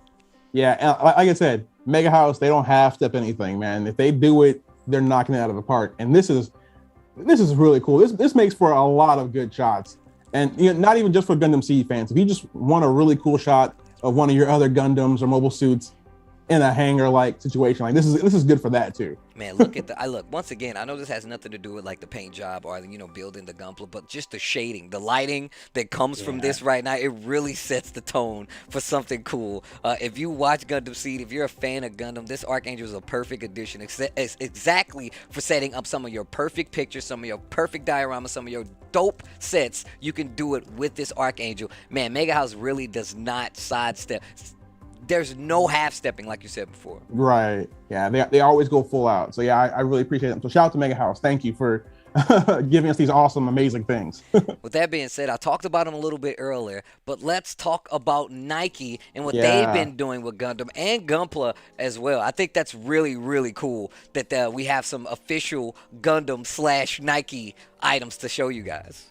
Yeah, no, they're amazing. So we do have there's the high grade for the Unicorn and the Banshee. That's the box. And it comes in the Nike SB shoebox? Are you serious? That box is that box for me is the entire reason I want them. Right?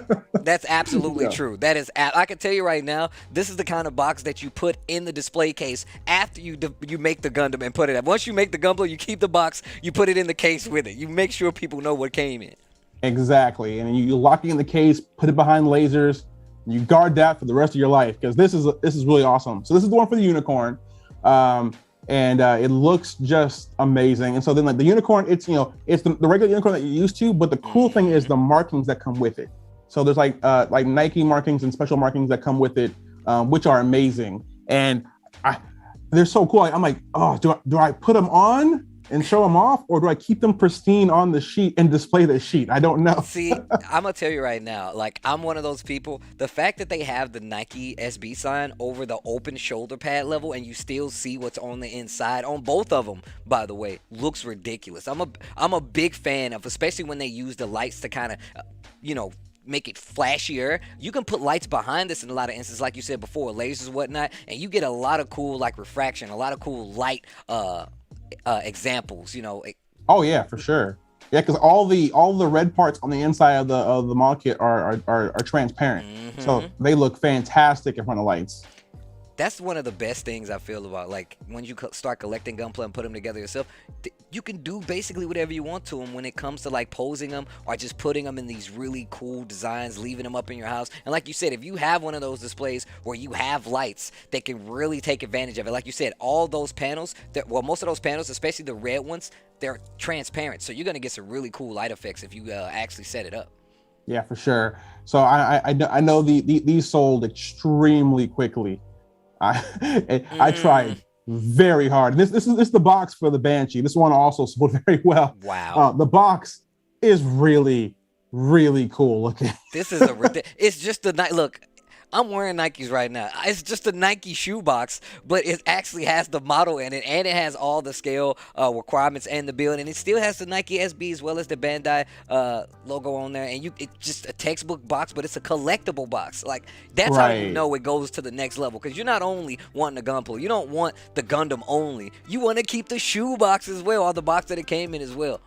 Right, exactly. And the cool thing is, like, these kind of collabs, at least in this exact way, are usually once in a lifetime. Oh, God, that color. Oh, I know. It's so good. I hope if you want to that you get one of these, because this is probably a one and done deal. Never gonna happen again. So it's a very special kind of item, very special kind of box, and for it to be on the Unicorn and the Banshee, which are very well loved, Gunpla. It's really awesome to see that. I love the colors on this, man. It has kind of like that navy tactile blue, but it also has like the bronze top kind of crown thing, but you can see that bronze on the inside of the shoulder pad under the Nike SB check as well. And it's still the same effect that we saw in the last one, but because of the colors, because you're getting that switch up on the model as well, it pops even harder. Yeah, no, it's definitely great, and I love this version of the Banshee, due to having like the like the rail gun and the claw on the left hand.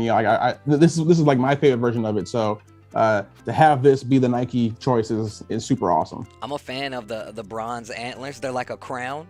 I'm about that. Yeah. I'm very much about that, man. First off, I just gotta say how odd it is coming to see Nike. It's a welcome change. Nike coming through and supporting, the nerd faction with the Gunplas. I really appreciate it. Now you get the double ounce of coolness. You get the cool shoebox to go with it, and you get that Nike influence. That's definitely one of the things that I feel like a lot of people we've seen a lot of collaborations between Gundam and a lot of other people, but I feel like this is one that really speaks to kind of bridging that gap between everybody. You want to look cool, you can get a cool Gundam to go along with it, and it has Nike on top of it as well. Yeah, for sure. I can't tell you how many of my my sneakerhead friends blew my phone up the day these were released or announced. They were like, I need. Man, look, all right, I know we're on camera and you already answered, so I can't, there's no way I could get any of these shoes, right? Is that what the shoes are the Gundam? I can't get either one of these now? Is that what you're telling me? I'm already out of luck? The shoes, they do go on sale later this month. Mm-hmm. You will have to sign up to get, I think there's an app for the white ones, for the Unicorn, and then I believe the Banshee ones you have to go to like Nike skate shops to get. So you do still have a shot. Okay. There is a possibility.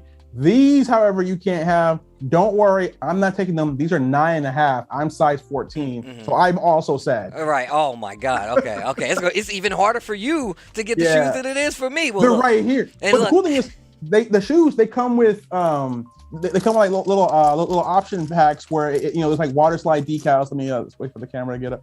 But yeah, they come with like little water slide decals. And I don't want to open this because it's still sealed. Don't do but that. There's optional V-fins, so like on the shoes itself. Let's wait if we go back to the shoes.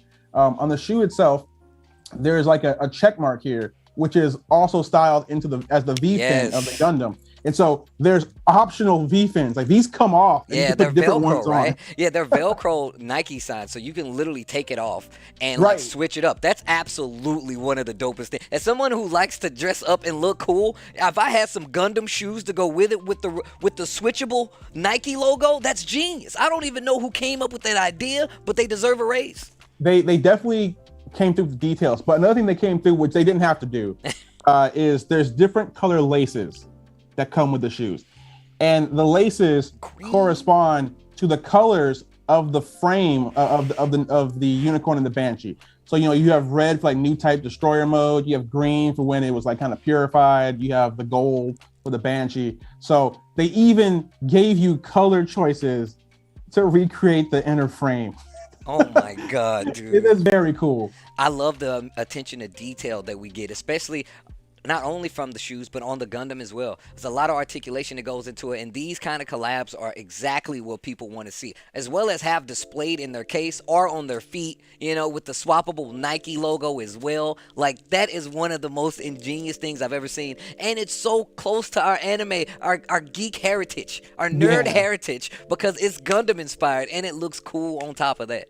Yeah, and I really love how it's not just a recolored shoe. Like, they really built this from the ground up to be a Gundam fan shoe, which is amazing. I'm hoping I can get one. Look, same. I know that it's wanted by a lot of people because everybody, once they announced them on the internet, my entire timeline was just nothing but talking about. It was a picture of the Gundam, a picture of the shoes, and then they got the super deformed Gundam actually rocking the shoes. That's so sick. Yeah, the vinyl figures. These are really amazing. And like, you know, I have them here next to me. They're really large. They're like master grade size. Like, here's my hand next to one of them. Like they're huge. And of course they're wearing little Nikes.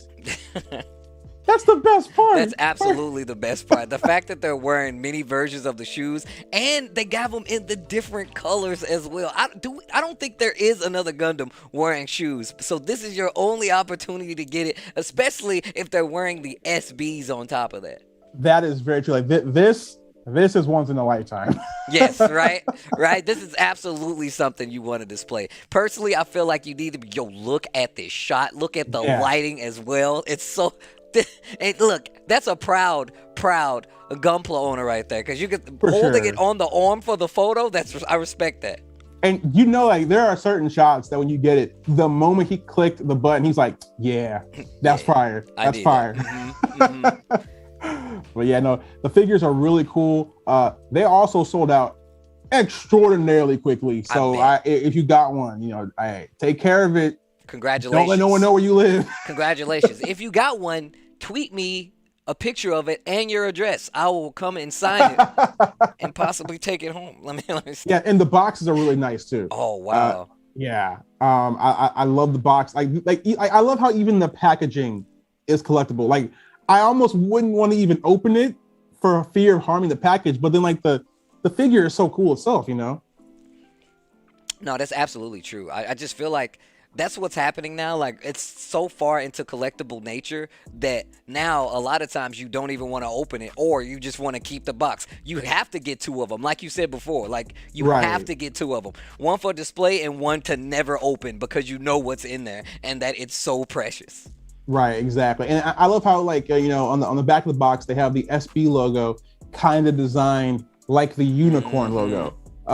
Like it like those little attention to detail things are really awesome and very much appreciated by Gundam fans, definitely. Yeah, I was about to say, just talking about like the lore and how it ties into everything, a lot of Gundam fans will literally tell you how much they care about these. I've been to so many places. I went to the Gundam Museum in Japan where it was so many people. I'm looking at dioramas with my own eyes and just seeing how much love people have for just Gundam and Gunpla in general. That's why they have it. And stuff like this, these kind of collabs really do expand the culture of what you can do, what you can pose, and all the pictures that you take with said Gundams. Yeah, definitely. You know, I love the fact that, you know, I have friends who maybe hadn't heard of Gundam, but after seeing this, want to find out more about it. You know, I love that, because, you know, I love Gundam, so I would want more people talking about it. I want more people into it, you know? No, that's so this is definitely a great cross-cultural, you know, item / event. Dude, all I see in my head, I just think about I think about watching Gundam when they had the SD Gundams, and if they were actually wearing Nikes, like why did they not introduce, like if they would have, just imagine if we get like a new season of SD and like we have one rocking the Nike SBs. That's a good idea. I'm not gonna lie. That would be pretty fire. That would be really cool. You got to introduce a new team of 3, but all of their Gunpla are wearing the SB. That would be ridiculous. That would absolutely be ridiculous. Yeah, that would be cool. And then hopefully I can get a chance to get those figures too. Right? Like, there you go. Just amazing. You got to encourage a re-release. We got to tie this into the show, and then they re-release them. Then you snatch one from the beginning, and then everybody wins. Right. But yeah, they're definitely, like, if you got it, hey, well done. You know, definitely appreciate it, because it's a really cool figure. Well, I believe but look, guys, I know what you're thinking. Like, man, I want more Gundam. It's okay. We have more for you guys at home. This is for New York Comic-Con, so we want to give you guys, show you guys, and give you guys an opportunity to look at some of these fine collectibles that we have from Bluefin once again. And I believe there's more. Yeah, so I believe next up is are some figures from Chokugan, which some people might know as Candy Toy. Mm-hmm. So this is Gundam Artifact. You know, so these they come unicolor like this. You know, they're all yellow. Yes. But they're actually miniature model kits. You know, for anybody who's into like tabletop gaming or painting miniatures, this is the figure / model kit line for you. They're really cool. You can do a lot of fun stuff with it. They don't really require tools, but of course, if you want to take it to the next level, you know, you would need to bring in, you know, some heavy heavy tools on your side. But they're really fun looking. Some people here in the office, they've actually gone and like they've done some hand painting of the figures, and they look really fantastic. But yeah, these have been selling extraordinarily well. The good news is, we will. There's a chance to get reprints on these. They're not like the Nike ones where it's one and done. But these are just really cool model kits. And for anyone who's into tabletop gaming, this is definitely for you. I could tell you right now from like personal experience, I've definitely been to some card shops in my day, and you can see them playing tabletop games. I didn't know for the longest time that you could actually go in and articulate and like paint on these, because obviously I don't have the hand sturdiness to do so. But after I saw people, I was like, bro, how did you do that? And it's just like, it just takes a long time. But I'm gonna tell you right now, some of the dopest designs I've seen have been on some of the Candy Toy Gundam figures. They've been so good because some people go in, they really detail some of their paint jobs that they go in and do, even with the smaller figures. That's how you know there's a lot of love for Gundam in the world, because it doesn't matter if your figure is big, small, it's the master grade version, or if it's one of the Candy Toys. People really do put a lot of detail and design into making these Gundam look amazing. Oh, for sure. Yeah, there's definitely a lot of effort for those. And some people paint them when they're all together, which I salute you for having that ability. I do it when the parts are separate, and it's a little easier. There's levels to it. I can't even do that. Oh God, gotta get that. My stickers even come. I'll be trying to put the stickers on my Gunpla, and it's just like, Steve, how'd you do that upside down? I'm like, bro, my hands aren't steady anymore. Yeah. I'm an old man now, bro. My hands aren't steady enough to make it's sure. Hard, especially when if you sneeze when you're doing it. Oh my God, that's the worst thing. I don't even got allergies, and I'm afraid of sneezing while I'm putting these together. I'm speaking for everybody out there. I know somebody out there has sneezed on a Gunpla and had to go buy more tools. I know how it works. There's no way it hasn't. But no, honestly, like you said, the thing about like Bluefin as well as just these figures overall is that you do get so much customization when it comes to making them cool pictures with them, designing them. You can even go a little off the beaten path and do some cool new designs to add to a diorama or something like that. The world is an endless amount of possibilities when it comes to configuring these Gundams for your own personal usage. Definitely. So this is actually from the Converge series. So that's actually that's the high new Gundam. That's actually the heavy weapon system that I was talking about earlier for the real grade, with like the extra armor and the bigger gun. You can tell. Like I said, the high new is always just popular because the new Gundam by itself is amazing, but the high new is just the best. Oh my God. We have the S Gundam here from Sentinel, which for my Gundam Sentinel fans out there, it is really great that the last few years we've been seeing more and more love for Sentinel. Bruh, they are really. This is like what I was talking about for like detail wise. This looks amazing. Yeah, no, they are fantastic, and even though they're smaller, they still pack so much detail. They have the markings on there. The thrusters even look great. That's something I've always appreciated about Shokugan, is that no matter how small or different something is, like it still has all the iconic parts of it. This one is awesome. This is the O from Zeta Gundam, which is one of my favorite series. And the O is huge, but seeing him here kind of all like tiny and cute, hilarious. And I know you were talking about the details, right? And it's not just like the color or anything to paint, but like even just the indents that you can tell to show like that it's a machine. It does really good job for like casting shadows if you do want to take pictures. And once again, just the detail in general that you get on even some of these smaller figures, these compact Gunpla figures, they still look amazing. Like this one right here. Right. And I love the fact that across all the different Gundam lines that Bandai has, that the details, no matter what form the Gundam or the mobile suit is in, they stay consistent. Like there are certain features or design things on a certain unit that you'll see in the Shokugan version, in the Hobby version, in the Mega House version. So it's always really cool to see that, like the attention to detail, the fact that they really care that it stays consistent. Look at some of the accessories these come with. We've been showing you guys accessories all day for some of these Gunpla and these figures, and it doesn't stop with all the ones we showed you earlier. You can see it here where you can make your full customized Gunpla, whether it be small or big, whether it's master grade or not. A lot of these figures give you those customization options, and you can do it yourself. You can do it at home. I mean, I wouldn't do it because I'm a little too scared that I might mess it up, but you guys have all the free range to do it. I guarantee you it's 100% possible, and it's one of the cooler things that you get to do with some of these Gunpla models as well as some of these Gundam models from some of your favorite series. For sure, definitely, yeah. Now, Shokugun is definitely they do a really good job at the cuter side of things. Now, this is one of their Shokugun's model kit lines actually called G-Frame. So these it's a really unique concept where you can build an inner frame there, then you can put the armor and weapons on top of it. So it's very unique to have cool. a Gundam or a mobile suit that small that also has an inner frame. These are really, really popular. I like this volume right here because it's got the Ifrit, which I love the Ifrit. It's I love seeing more and more of that. It's got the GM Command Space version right there, what you see on the screen right there. I definitely love the G frames. They're very, very cool. And then we had the Blitz Gundam, which is from Seed, which is awesome. I love the weapons. I love the style, and you can see here like they even have still all the details from the Blitz are present here. So I was going to also say, just when you talk about like the smaller figures having like the skeletal system, I literally went, when I was in Japan last time, we went to one of the figure stores and we saw like a whole aisle of this. And I didn't understand it at first until I came back and people were like, no, man, it's very, very rare for you to have like these kind of Gunpla with the skeletal models where you can basically design it to do any kind of figure pose that you want to. And it gives you some of the coolest pictures. Yeah, for real. And also, having an inner frame really makes movement and posing very stable, which is much appreciated by people who like to do intense photography sessions, As you can see right here, all those accessories put to good use to make an amazing picture on top of that. And the accessories are a major part of it. Even right now where you can see like the separated helmet being held by this one here. This is absolutely ridiculous. Another photo shoot for the Gunpla that we have on display here. Yeah, for sure. Yeah, no, G-Frame is just, it's a really good line.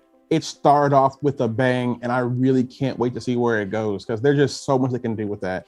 And of course, with them having sometimes common joints, that does mean you can customize them as well. Mess around the arms and legs and put some stuff around if you're willing to take a try at it.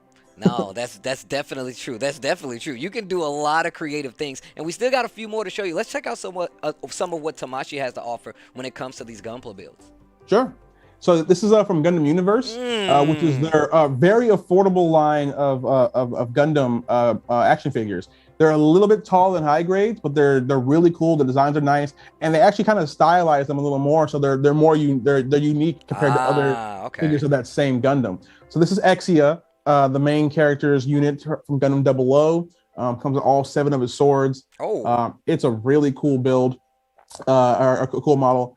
And it's fun. They're very posable, and they're great to collect too. And if you actually go to Tamashii's Gundam Universe website, they actually have comic books associated with this, which I may or may not have written. May or may not have written. Make sure y'all follow my man here. So I now you got me super interested. I got to see these comic books now. These models, these figures are really, really clean. Yeah, really, really clean. Exia is always cool whenever it shows up. So yeah, this is definitely one that you definitely want to get. And the best thing about these things is that, they come out in waves of 3 and they're affordable. So it's very easy to just pick up the entire wave. So it's not hard to like catch up. Of course, here you see we have Heavy Arms, which is the most American of Gundams. Everyone in America loves it. I was about to say, right? You see him there and I love how even though it's an affordable line of action figures, like all the parts on Heavy Arms opened up like they're supposed to. I love that about it. And it looks just amazing. And the shelf presence that these things have, because they're a little bigger than a high grade, it's really cool. You're definitely going to want to collect, like, not just one or two of these. You're going to want to collect the entire line. Man, as somebody who, living in California, you don't have space to put all this stuff up now, and I'm one of those people that likes to collect stuff. It's really hard to say, yeah, I'm just gonna buy one of these. You have to buy them all. I feel like there's no room to not buy them all, especially when they look this clean. And you talked about how much they're a little bigger than the high grades, so that makes a lot of sense too. Takes up a little more space, but still just as clean, still is just as posable, and you get that articulation as well. Yeah, and you see there, with Heavy Arms, like they include like the little knife that he has. Like, sometimes, when you see like, affordable versions of figures, they usually don't come with everything. They don't come with that kind of detail. I love that for Gundam Universe, they make sure that it comes with everything that you expect it to come with, Yo, look at these poses though. The Heavy Arms with the Gatling gun just pointing to the sky as the pose. Yeah, no, it's very impressive what they're able to do with this, and then how they're able to keep it also affordable too. Like I really appreciate that, because for a lot of people that's like their entry point into Gundam. Yeah, that's you know, true. because like these are available in like Targets, and you know, and basically every store that sells Gundam is going to have this. You know, and as you see here, we've got 4 of the 5 guys from Gundam Wing that are done so far. We're just waiting for Shenlong, so you know he can't be too far behind. You know, that's a really good thing to point out, that like, let's just say we have talked about a lot of different levels of Gunpla and building and articulation and what you can do with kind of like the skeletal frame ones as well. These are definitely kind of like those beginner Gundam Gunpla. Hey, I think I'm thinking about dipping my toe into the world of Gunpla. I think it's so smart for them to start, 1, with Gundam Wing, 2, to give them to you where you can, it's really easy to get the whole set, you can stand them up, and they still got that visual flair of any one of those Gunpla that you need. Right, of course, yeah. No, but yeah, Gundam Universe is amazing, and definitely check out the Gundam Universe website to see the free comics, and then also just kind of like they have like a really cool images of all the ones that have come in all the previous waves too, so you can see kind of what what's out there, so you know what to hunt for. That's, hey, I'm glad you filling us in on this, because now I got to make sure to follow you. I got to go read these comics, okay? And then I need to see when these next ones are going to be available. 1, I need to see when I'm going to be able to get these SBs again. That's what I'm really focused on it right now. But we still got more Gundam to show you guys. Especially if you need to get into this Gunpla collecting, this Gundam collecting, if you're just a fan of any one of the series overall, we still got more. Right. So yeah, this is the last one for the latest wave of Gundam Universe. This is the Freedom Gundam, which was the main character's unit from Gundam Seed, the second half of the season. This is when he became invincible mode, because this thing is super powerful. It's powerful. That thing was buff, dude. Yeah, it made an impression. Like in the show, it terrified the other side. Look, Destiny in general, I felt like they wanted me to cry like on all these episodes, bro. They were really driving it home, but the way that they were offering people, I felt like talking about this Gundam specifically, it was powerful. It was one of the buffest ones we've seen in the show to date. I felt like when they showed it. That's why I want to get like a master grade version of that one. That's actually one of the ones I'm looking for myself. Oh, for sure, yeah, and the masquerade itself is also really really cool. But for people who maybe either they're not into model kits, or maybe don't have room or time for it, like the Gundam Universe figure is really awesome. It's still very posable. All the details that you're into are still here. Ooh. You can do the full purse version. The high mat version where you have double shoulder cannons, the shoulder cannons, the waist cannons. It's there, and I love the fact that you can still do like the double-sided beam saber, which is really cool as well. It's a fantastic figure. I mean, Gundam Universe is just I was about to say a really good line. It definitely reminds me of, oh my god, that looks ridiculous. The last shot from like the openings where they do like the side shot and it's just him firing from all of the cannons. Like, no, I love that shot. And that's what that last one kind of looked like. But even just this one, man, it looks all like angelic, like it's ascending from the sky to just destroy stuff. Yeah. These are like some wallpaper shots, like every now and then take a really good photo. You're like, oh yeah, that's a wallpaper for sure. Man, yeah, Gundam Universe is they're very much on it, and definitely shout out to Tamashi for coming up with this innovative new line that is really good for getting people into Gundam. Well, I can tell you right now, a lot of those models that you showed us, I hadn't even known that they dropped them yet. I'm a fan of a bunch of the shows. I haven't seen all the series, but I can tell you right now, if you want to check out any of those, Bluefin is where you need to go for the hookup when it comes to Gundam, when it comes to Gunpla, when it comes to getting into the model life of Gunpla.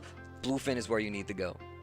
For sure, yeah, definitely follow us at Bluefin Brands. That's where every Gundam update on the planet will be. If it has to do with something coming here, at Bluefin Brands is where you can go to find out everything about it. Well, David, I just want to say it's been a pleasure, man. Thank you for giving us the lore, walking us down the aisle. Like I said, next time we talk, I need you to have on a lab coat, glasses, a clipboard. That's the kind of information that you're giving us here, man. That's the kind of information that you're giving us. But once again, I just want to say make sure to follow David Clark at Offshoot Comics if you want to get the detail, the skinny on all these comics as well. And don't forget, if you would like to be included and win some of these prizes, stay and pay attention in this chat because we will be giving away prizes. Yo, David, it has been a pleasure. I'm glad you joined us. What else do we have? Well, I believe we do have a couple prizes that we're going to be giving away. Hopefully we have the photos on screen that we can show. Let me see. But they're really cool. So this one you can get is the RG Crossbones X1. So this one is it's a really cool real grade. And for people who maybe don't who don't know, after Unicorn in the Gundam timeline, things got smaller. So the real grade Crossbone is smaller than other real grades. It's smaller than other high grades. Okay, I didn't know. But that's because canonically it is smaller. So it's still in scale. So that's something that might throw people off, but it's accurate. Trust me. Okay, it's still in scale. It's still canon accurate. Yeah, and then this is the Master Grade Kyrios from Gundam 00. This one is one of the 4 main Gundam. That looks ridiculous. Oh my piloted by an insane person. But this one is really cool because like the Eclipse, it's a transformable unit. Yeah. And so you get 2 modes that you can show off. So this is definitely one of the ones that was long awaited to try and complete the 4 main units from that show in the Master Grade format. So these are the 2 prizes that we're throwing in for people who are in this chat is one today. of the prizes. Can I sign up for? Can I get? I tried as well. I was told no. Well, you guys are gonna have plenty of time to get in there, but you better do it now. If you want to win one of those potential prizes, please stay and pay attention in this chat. Yo, David, thank you so much. Thank you so much for giving us the lore, walking us down the aisle of these fine bluefin Gunpla models, as well as everything else. Thank you again. Give them one more time where they can follow you. Of course. So yeah, you can follow me at Offshoot Comics, and then you can follow Bluefin at Bluefin Brands. That's where literally every one of our updates will always be. But yeah, definitely feel free to hit us up and see what we have to offer. But this has been really fun, and I always appreciate spreading the word of Gundam to the masses. So. Well, David, you got one more. I'm gonna help you from now on. But you take care. We're gonna get to the rest of this New York Comic Con. Enjoy the rest of your Comic Con and take care. Awesome. You too, guys. See ya. Well, with that being said, guys, we still have more New York Comic Con action for you guys, but it's going to be after this break. Guys, stay tuned. Hey, guys, I want to talk to you about some new swag brought to us by the fine folks over at 10O. Officially licensed Tekken wear.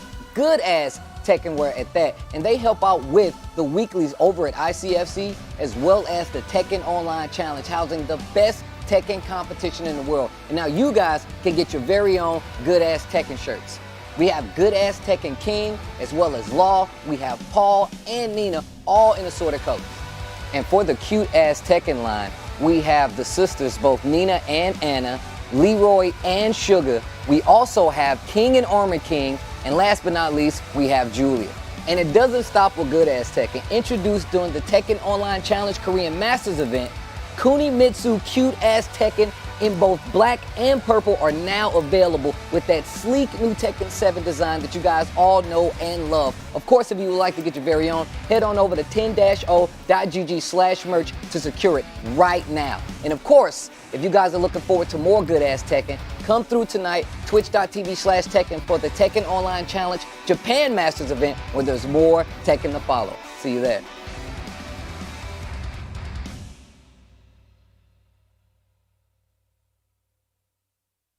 I hope you guys have been enjoying Comic-Con so far, but I'm here to talk to you about the next Arcade 1-Up cabinet to be released. It will be none other than the critically acclaimed Ridge Racer. Let's take a look.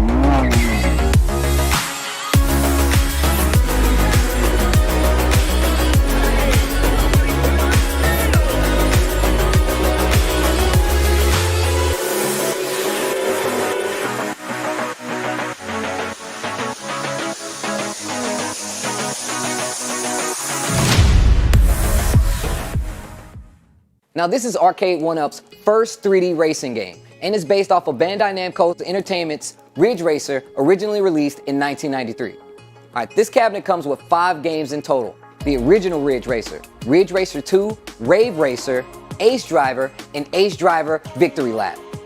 Now, the arcade cabinet comes with a gas pedal and the brakes, 2-way shifter, rumble steering wheel, light-up marquee, a 17-inch color LCD screen, variable volume switch, dual speakers. And of course, the arcade has an overall leaderboard that can connect to your in-home Wi-Fi, so you can make sure those scores are up to date. Pre-orders go live November 22nd. Make sure to head on over to Arcade One Up to reserve yours now.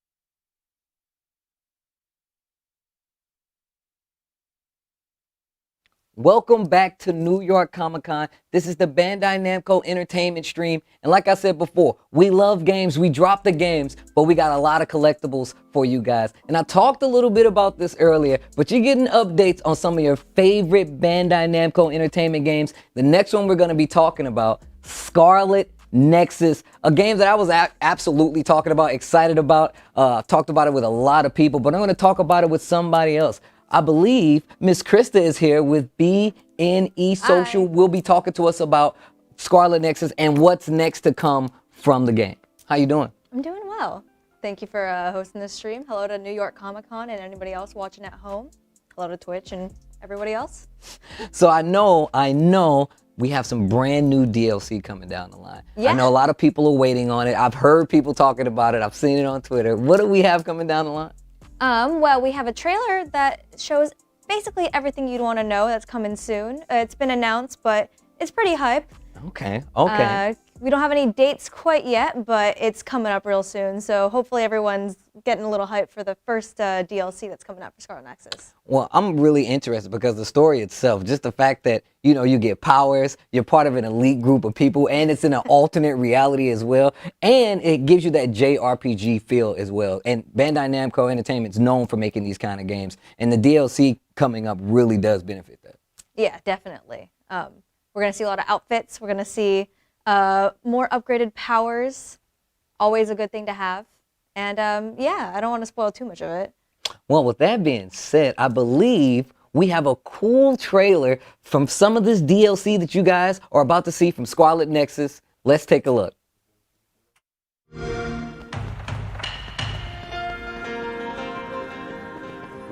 No matter what happens, we'll continue to fight.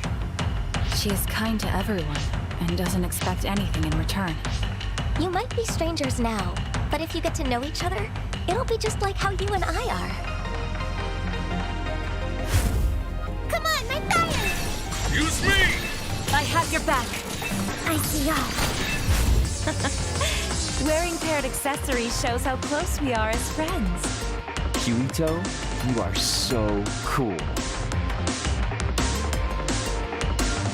I'm not interested in dressing up, but it's boring to always dress the same.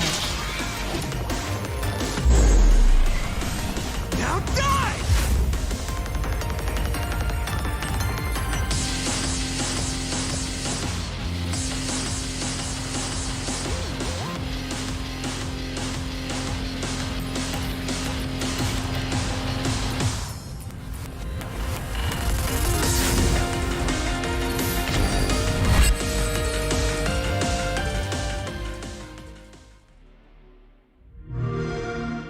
Play it on the all-new Xbox.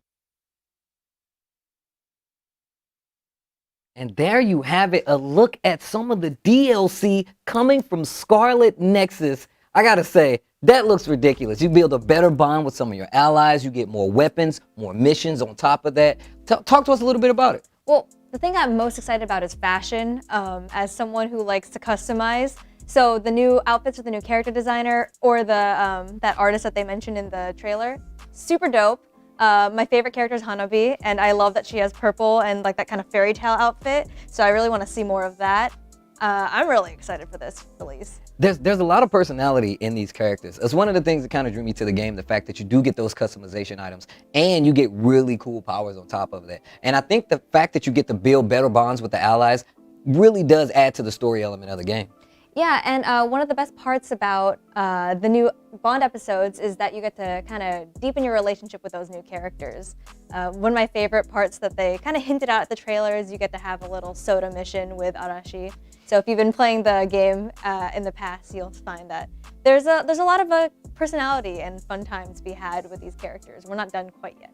I like that. It really puts you like you're in this post-apocalyptic kind of like future world. That's what you feel like because you see it. That's one of the things you get instantly when you see that DLC trailer, and just whenever you touch the game, it really does give you that sense of being in a future where you need these powers. And since you get that little extra flair of customization, the attitudes that you get to, or the relationships you get to build with the characters, it really flushes out the game overall. It really makes you want to come back and visit the world over and over. I can tell you that right now. Yeah, especially with how clean the combat is and with all the updates and how it's going to get even stronger, and you can kind of build that relationship and make sure that your powers are even more tightly wound together. Yeah, man. It's like psychokinesis you get to use as part of one of your abilities. I think that's ridiculous. If they're using chemicals in my brain to give me powers, let me get that. I will gladly take that psychokinesis. But that was all part of the DLC coming down the line. You get more outfits, you get more character bonds as well as you get that brand new design customization from a brand new artist that is added to the world.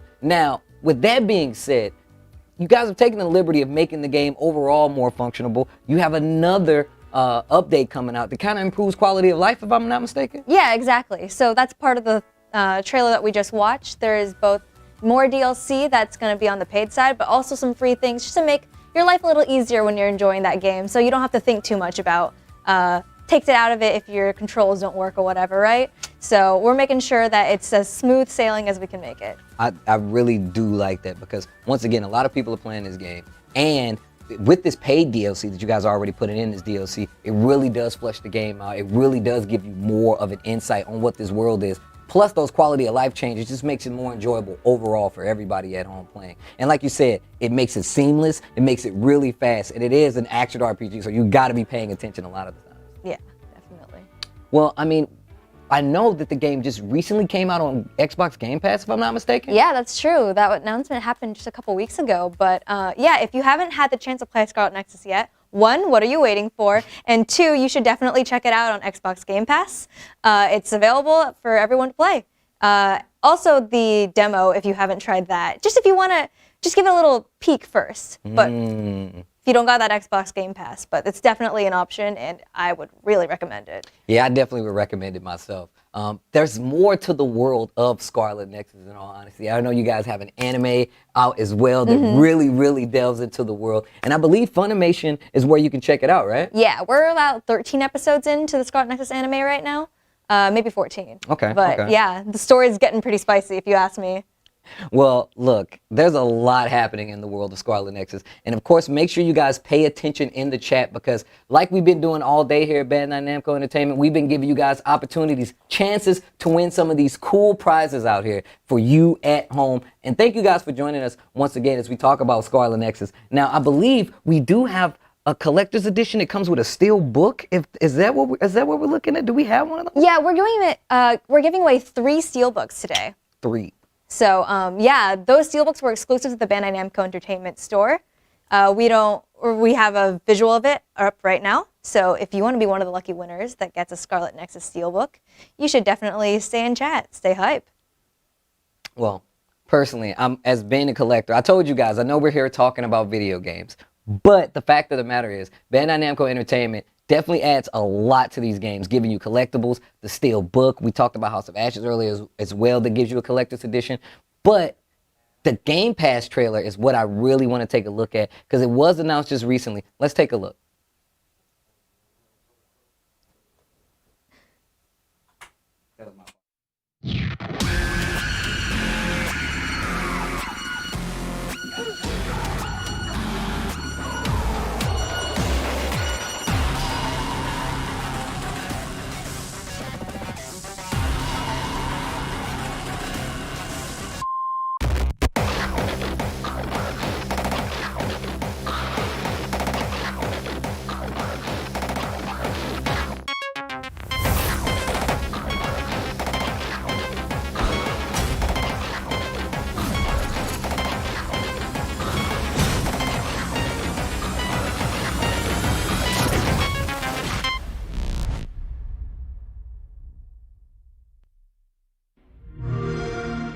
Play it on the all-new Xbox. And that was the Game Pass trailer, just in case. Just like Krista said, if you have not, make sure you go get it ASAP. Scarlet Nexus is definitely a game you need to play. And on top of that, it gives you all that next-gen feel, that action, RPG action, and I'm glad you guys got to see it right here firsthand. Also, we already talked a little bit about the anime, but tell us a little bit more about it. I know that you said it follows the game as well? Yeah, so if you're not sure about the world of Scarlet Nexus, or you just can't get enough, you can always check out the anime. If you play just like the first couple hours of the game, you might catch up in the anime. And I like to playing a little bit, watching a little bit, and getting that whole like full the full world surround sound kind of world. I don't know if that makes any sense, but Scarlet Nexus is such a like interesting place to kind of witness, especially in the game. I love the psychokinesis powers especially, but the fact that we can all just kind of have like superpowers. I wish, like part of me is like, I wish I had that, but also they're dealing with some... They're dealing with a lot. I don't want to deal with what they're dealing with. I just want the powers that comes from it. I don't want to have to deal with this world that they live in and make sure I'm not getting all. I don't want to have to deal with that, but I do want the powers. Also, the fact that the anime goes alongside the game, we don't really get those interactions a lot when it comes to video games. I think that's really, really cool. And I'm really interested to see what this anime is like, because I had no clue about it until today. And I believe we have a look at that trailer for you guys at home. Let's take a look. 私が守らないと。お前は一人じゃない。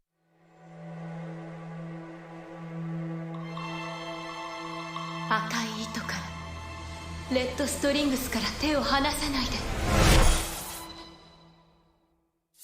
ユイとスメラギです。海抜軍には子供の頃に命を救われました。スメラギ家のお坊ちゃまか。気にするなよ、ユイと。お前も俺もこの日のために頑張ってきたんじゃないか。私とかさねちゃんの姉妹の証。お姉ちゃんはドジだから私が守らないと。お前は一人じゃない。そのことを忘れるな。分かってる。絶対に死ぬわけにはいかないから。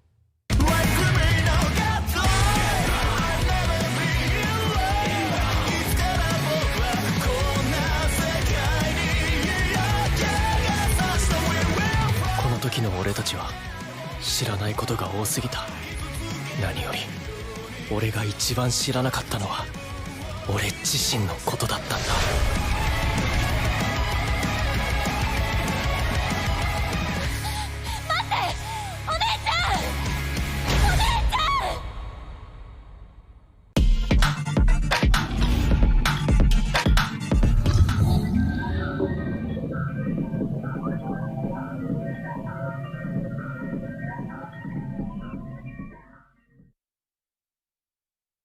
And that was the Scarlet Nexus anime that you can watch on Funimation that goes along with the game while you play it, that is available for their Game Pass. That's actually sick that you can delve so deep into this world. You get an anime, you get new DLC to go with it, and you can get it on Game Pass. These are all really cool things to add to the world of Scarlet Nexus.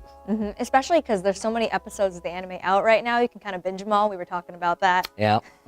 No, that's that's absolutely true. Personally, I'm one of those people. We've been in the house long enough. I might just binge it all, but I get to play it alongside the game as well. And with all these additions that you guys are adding, the quality of life, the new DLC with the costumes, more stories, more weapons, this all goes hand in hand. But I hope you guys have been paying attention. I told you at home that you want to stay and pay attention if you want to get one of these cool prizes, because I believe we have some giveaway questions. And if you guys would like to win, you got to answer the questions correctly. You gotta know, how much do you know about the characters of Scarlet Nexus, right? That's what I like. We won't trick you too bad. See, look, I had no play in this. If you guys would like to take up who made these questions, I say you follow Krista and let her know on Twitter, or just let her know how much you love Scarlet Nexus, because that's what I would do. But let's take a look. Let's go to this trivia and see if you guys know the characters of Scarlet Nexus as well as you think you do. Oh, so this music is a bop too. Oh man, Spencer, for real. This. Samurai's armor. Obviously, I can tell by the shoulder pad. Yeah, when they go into brain drive mode, they have even more. You can tell the motif a lot clearer. Kasane here is our other main character. I was about to say it out loud. I ain't want to. Got excited. I got all hype. I'm trying to win, okay? I want the steel book too. I don't want these people in the chat to win it. I want to win it. And I know the answer to both of those questions. The only way you don't know is if you haven't played Scarlet Nexus or you don't know anything about samurais or ninjas. And you know, that's just wrong in itself. It's never too late to start though. That's the other thing.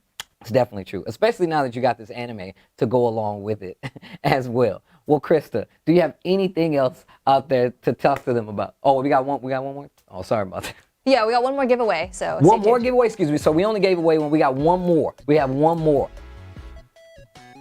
Make a wild guess. Oh man, this is easy. Yeah, there you go. Yeah. Literally, she's, you know. Yeah, she's our pyrokinesis character. I love her. She's my favorite. Oh yeah, that's your character to go to, huh? Yeah. I mean, I feel like fire makes you seem so powerful, right? It can do both, right? Like you seem powerful, but you instantly get that stigma of being like the bad guy because you got like the fire in control, you know? I mean, in this world, I feel like anybody could be a bad guy, but that pyrokinesis really does keep you on the straight and narrow. If I had pyrokinesis in this world, I wouldn't even be worried about too much, but still, just the situations they got to deal with in Scarlet Nexus. It's not a friendly thing. It's keeping you on your toes because she's like the kind of quiet, cute anime girl, but also she can probably burn you to a crisp. See, that means you'll do well in the world of Scarlet Nexus. I'm not prepared to delve into this world yet. I will not survive long because I just feel like I'm just not mentally prepared to deal with it just yet. You seem like you're well versed in the world of Scarlet Nexus. Yeah, that's what the training's for, right? So, well, I believe in you. Well, with that being said, thanks everybody for tuning in. I really and truly hope that you guys were paying attention to get access and potentially win one of those Steelbook Scarlet Nexus. I have to thank Krista one more time for joining me. I really do appreciate it, but I'm pretty sure you'll be joining us a little later, Yeah, too. I'll still be here. Well, guys, with that being said, we're going to take a quick commercial break, but when we come back, we got more updates from Bandai Namco Entertainment. Stay tuned. I hope you guys are enjoying New York Comic Con. I'm here with Bandai Namco Entertainment as well as G Fuel, the official energy drink of esports. And for those who don't know, G Fuel is only 15 calories, as well as being sugar-free. It's filled with vitamins as well as antioxidants and comes in a ton of flavors, some of which inspired by your favorite Bandai Namco Entertainment games. Let's take a look.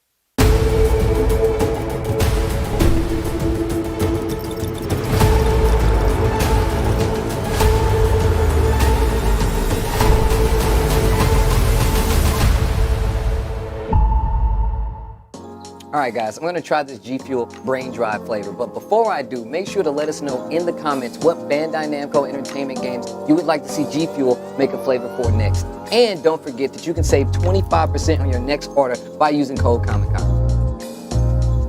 All right, guys, we're gonna try this G Fuel Brain Drive flavor really quick.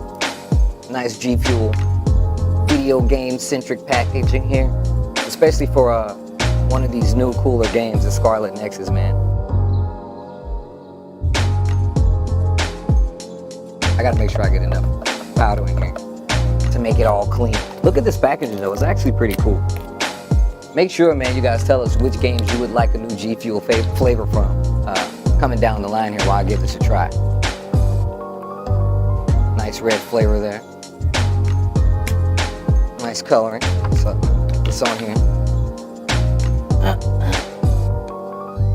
Also, don't forget, it's all about the proper shake. Half of the fun of drinking G Fuel is the shake.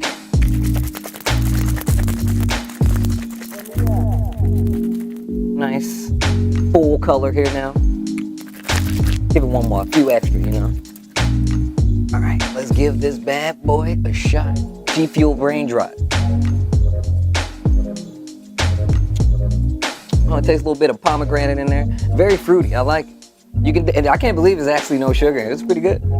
With that being said, guys, do not forget you can get 25% off your next order by using code COMICCON, as well as let us know in the comments what Bandai Namco Entertainment game you would like to see a new G Fuel flavor.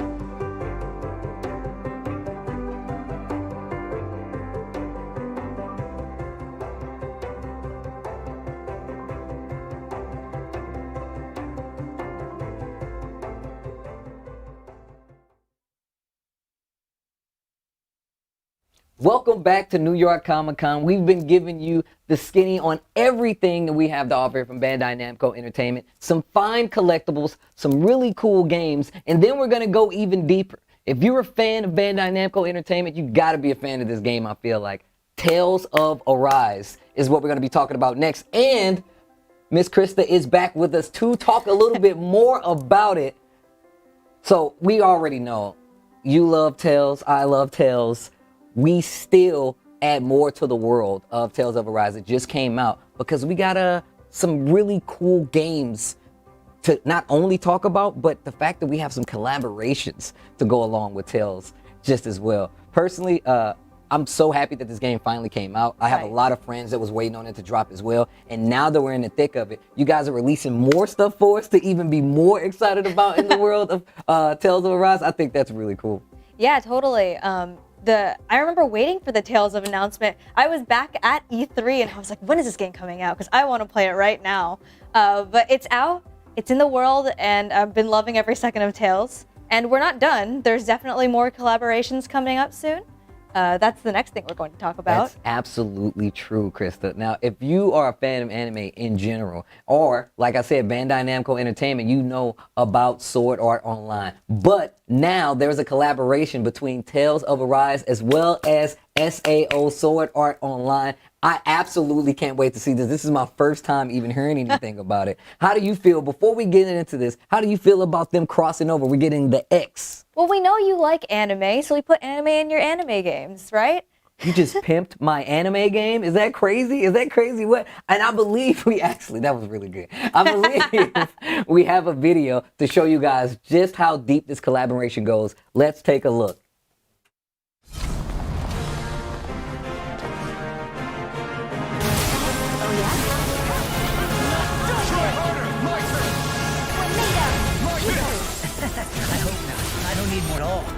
But I'm still in this to win!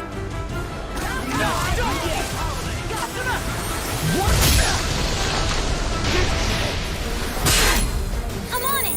Not on my watch! Thanks! Next time, don't get cocky. Try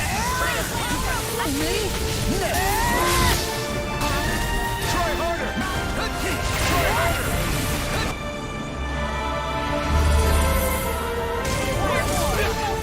I'm not sure how we get out of this one.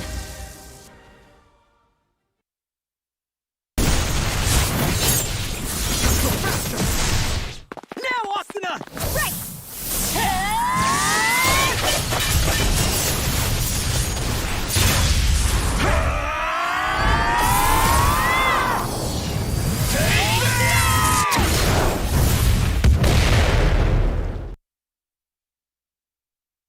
Sword Art Online X Tales of Arise. You saw it in all its wonderful anime glory right there. And you saw that dope team-up attack at the end just to let you know how those costumes work in person while you're playing the game. That was really cool. I want to watch that finisher like 12 more times. Look, we all know, if you play Japanese RPG, the JRPG world, you know that you're looking at special attacks over and over. That's one of the draws, okay? I personally like to see my special attacks play out over and over again, you know, no matter what. In a Tales game especially, the style is off the charts. In this one, wow, the amount of like effects and all the crazy lights and colors, it's my favorite thing. I mean, people always talk about like wanting like more of the kind of like JRPG aspect. Tales is a legendary series when it comes to RPGs. That's why so many people, like she said, I've personally been waiting on it myself. I don't know when I'm gonna get to play it, but it's definitely on my list. But that's part of it though. One of these games are really, really explosive when it comes to just being an RPG, as well as some of the best character design, the fighting, the special effects as well. Everything that goes into this game, you can tell it's all heartfelt, and it lives up to what the series has been delivering for years at this point. Yeah. One of the things that we wanted to talk about also for the Sword Art collaboration is the fact that the outfits are available. So Kirito, here he is in his Tales of Glory. But as you can see in the trailer that we watched, you get to fight Kirito and Asuna. So they get to square up against them. But not only that, the main characters, Alphen and Shion, get to wear the outfits from Sword Art Online.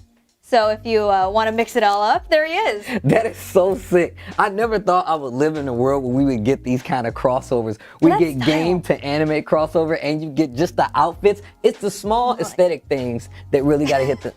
I wish I had a long jacket on. Right? I'm about the long drapey jackets. That's why I really want to get this DLC, in all honesty. But this looks amazing. And yeah, that Sword Art Online collab is once again something that a lot of people are looking forward to. I'm a big fan of Sword Art myself, as well as just seeing these outfits come to life, this DLC be used and come to life in such high def action, as well as just being able to play with these characters in the respective outfits from Sword Art Online. Yeah, definitely. I think, yeah, there's Law as well. I wanted to shout this out.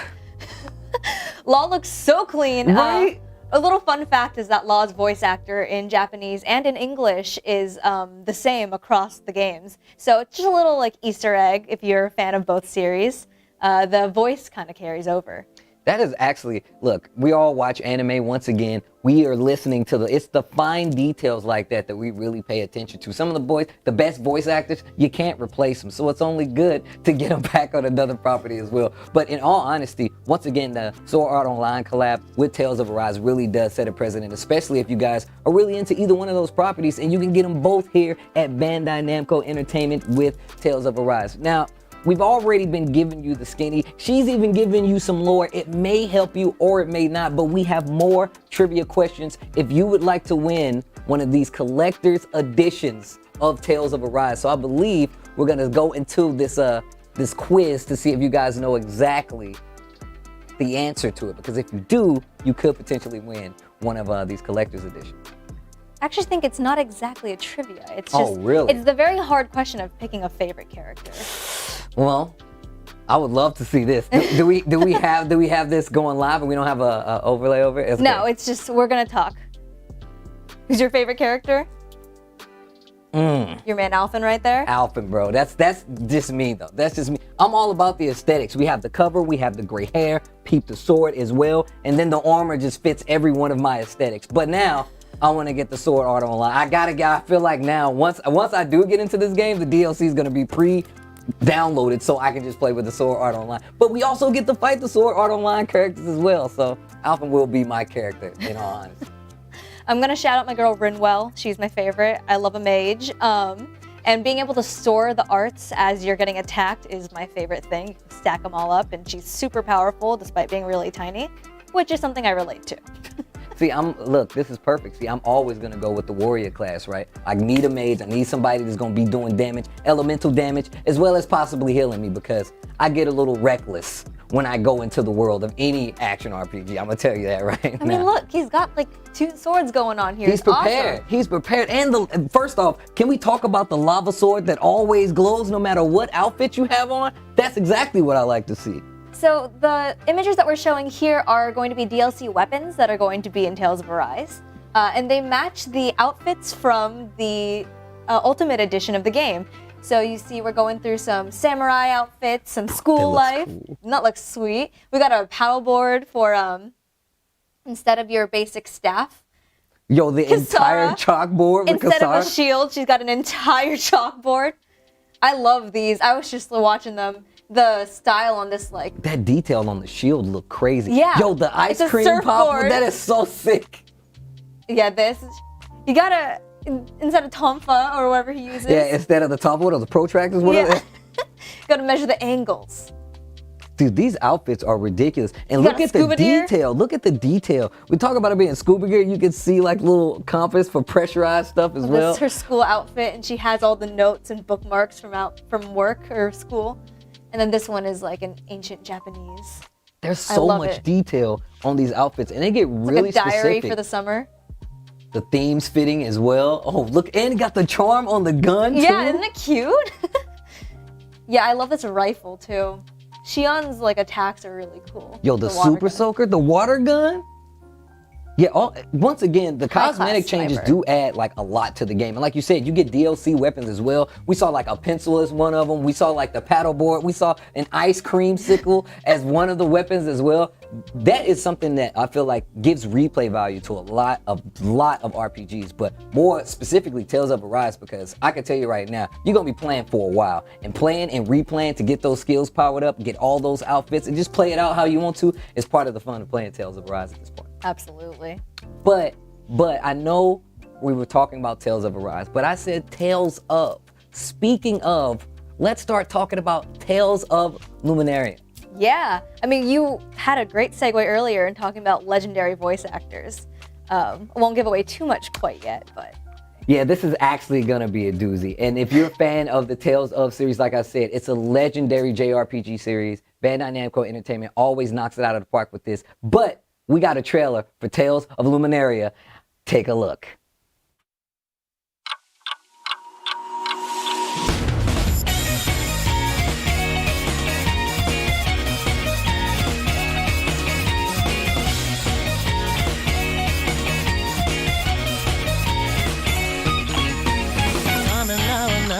踏み出したまばゆい太陽がモーション」「互い違う世界の果てに交わってたよ上昇」「夏のしぼみを問いかけて広がる鮮明な想像」「手を取り合って笑えたら楽だったんだろうな」「一体今は何時何分何秒」「思い出せ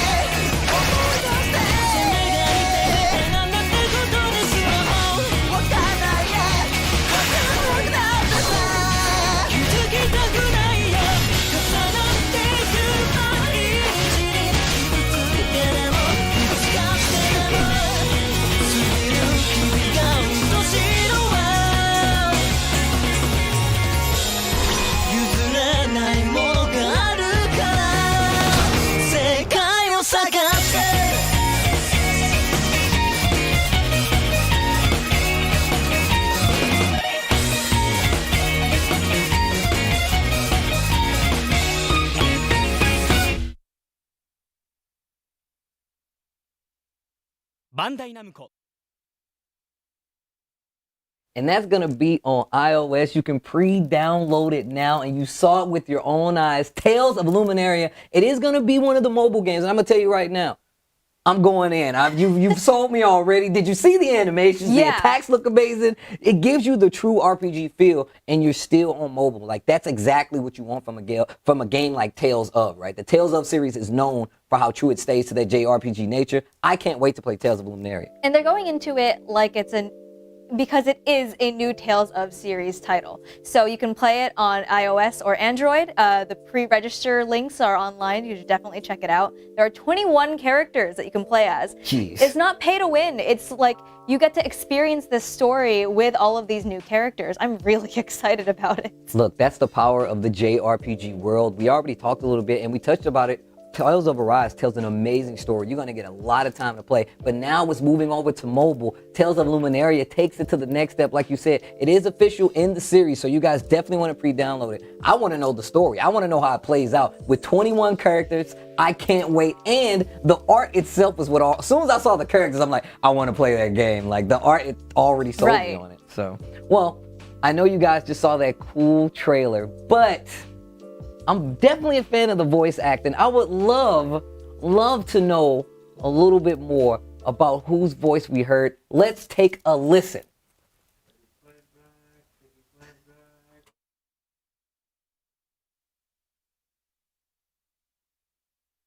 When I first learned about this project, I didn't know what the project was going to be. Then at some point, after I started casting it and we were starting to select the cast for this with our Japanese partners, I found out later on that it's a Tales of game. So there was this initial moment of like, oh, this is a complicated looking, interesting world, to, oh, this is a huge world. And there's a huge responsibility for us to do something amazing. And that's when the pressure like really started to rise.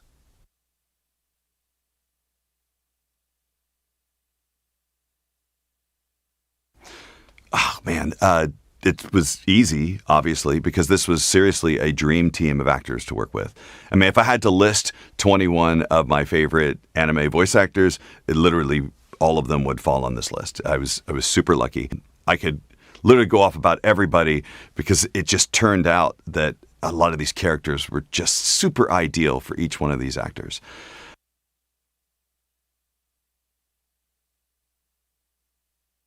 The cast is huge, and I could probably tell you a little bit about everybody, but I think for the sake of brevity, maybe I'll just tell you who's in the game.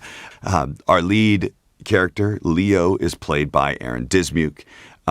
Celia, the archer counterpart and his good buddy, is played by the talented Christina V. Hugo is played by the veteran Eric Vale. Colleen Klinkenbeard, anime's stern headmaster, is playing the stern headmaster Lizette.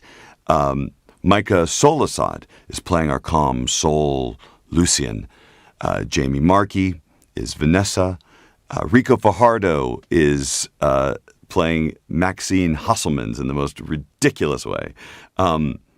Susie Jung, very excited to be working with her for the first time, is playing Yelsey. Dawn Bennett is Michelle.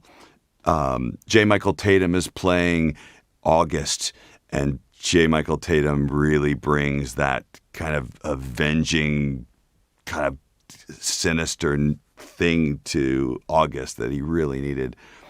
Christopher Sabat is playing Bastian, amazing actor. Monica Rial is playing our snarky Laplace. Caitlin Glass is perfect for Alexandra. Damon Mills, excellent actor. He's playing our Gaspar. Bryn April is Amelie. Clifford Chapin is playing this hard-as-nails character, Falk, which he nails, of course. Jason Liebrick brings his kind of mysterious acting energy to Edward. Megan Shipman is hysterical as Anna Maria. Brandon Potter, also really, really funny. He brings his raspy baritone voice to Raoul. And everyone knows Jeremy Lee, outstanding actress. Very excited to have her as Liddy. And, of course, we couldn't go without our rude little boy, Charles, played by our rude little friend, Brittany Karbowski. Sorry, Brittany, but she has, if you know her really well, she has a pretty rude sense of humor, and I love it. Or maybe she's just rude to me. Maybe she's kind to everybody else.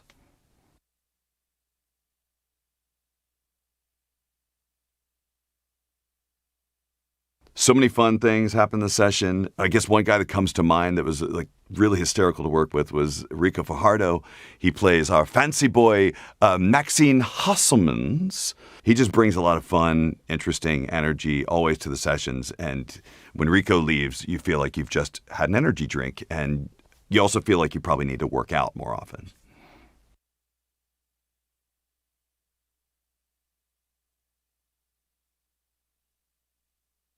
People who love Japanese RPGs are obviously going to love this game because everyone loves Tales games. But I feel that there's a new audience for this game. It's a mobile title, so it'll allow you to play the game in a way that people have never been able to play a Tales game before, which I find fascinating. This game kind of drives the narrative along as you're doing tasks. Like you could be fighting off beasts or like guiding somebody through a beast-laden area, and you're still kind of having these casual conversations that are informing these deep stories. Anyone who loves character development, anyone who loves stories about that are really twisted and involved, Game of Thrones style stories, is going to love this title. And anyone who doesn't have time to sit down at a console or a PC and play one of these games is going to be very happy that you can play this game on the subway or the bus or at home or when you're waiting for your kids to go to sleep or something. It's going to be an amazing title. I'm very excited.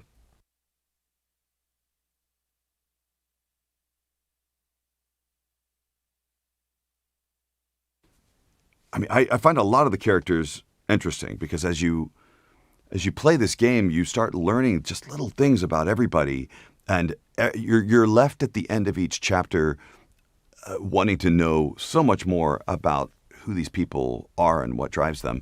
Probably one of my favorites in episode 1 is August. He just has this sinister story, and it's really difficult to tell what path he's on, because you can tell there's a kindness to him that exists, and I'm not sure whether he's going to save everyone or destroy everything. So I'm very fascinated to see kind of where we go with August.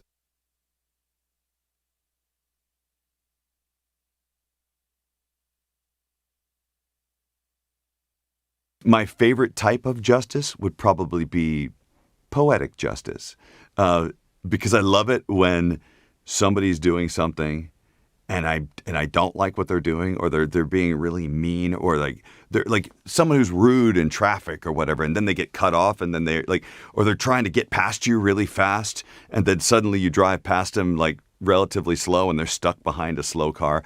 That's poetic justice. And I think that's the best type of justice there is. Like, I don't really spend a lot of my time trying to like seek out justice for things. I just feel like the universe takes care of those things. And when it's funny, that's when I like it the most.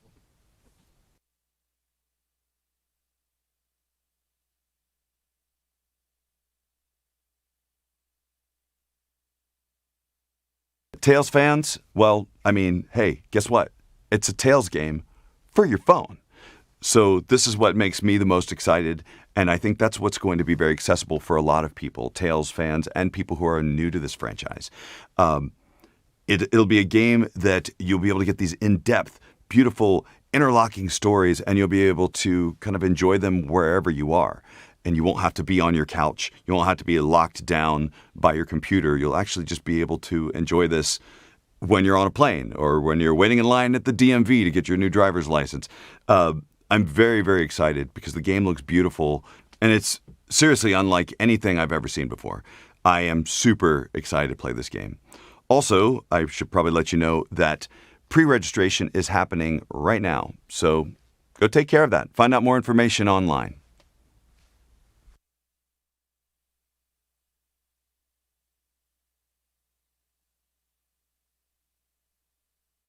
Tales of Luminaria available to pre-download now. You can actually register to download the game. It's not out yet, but you can make sure you get secured in it by registering now.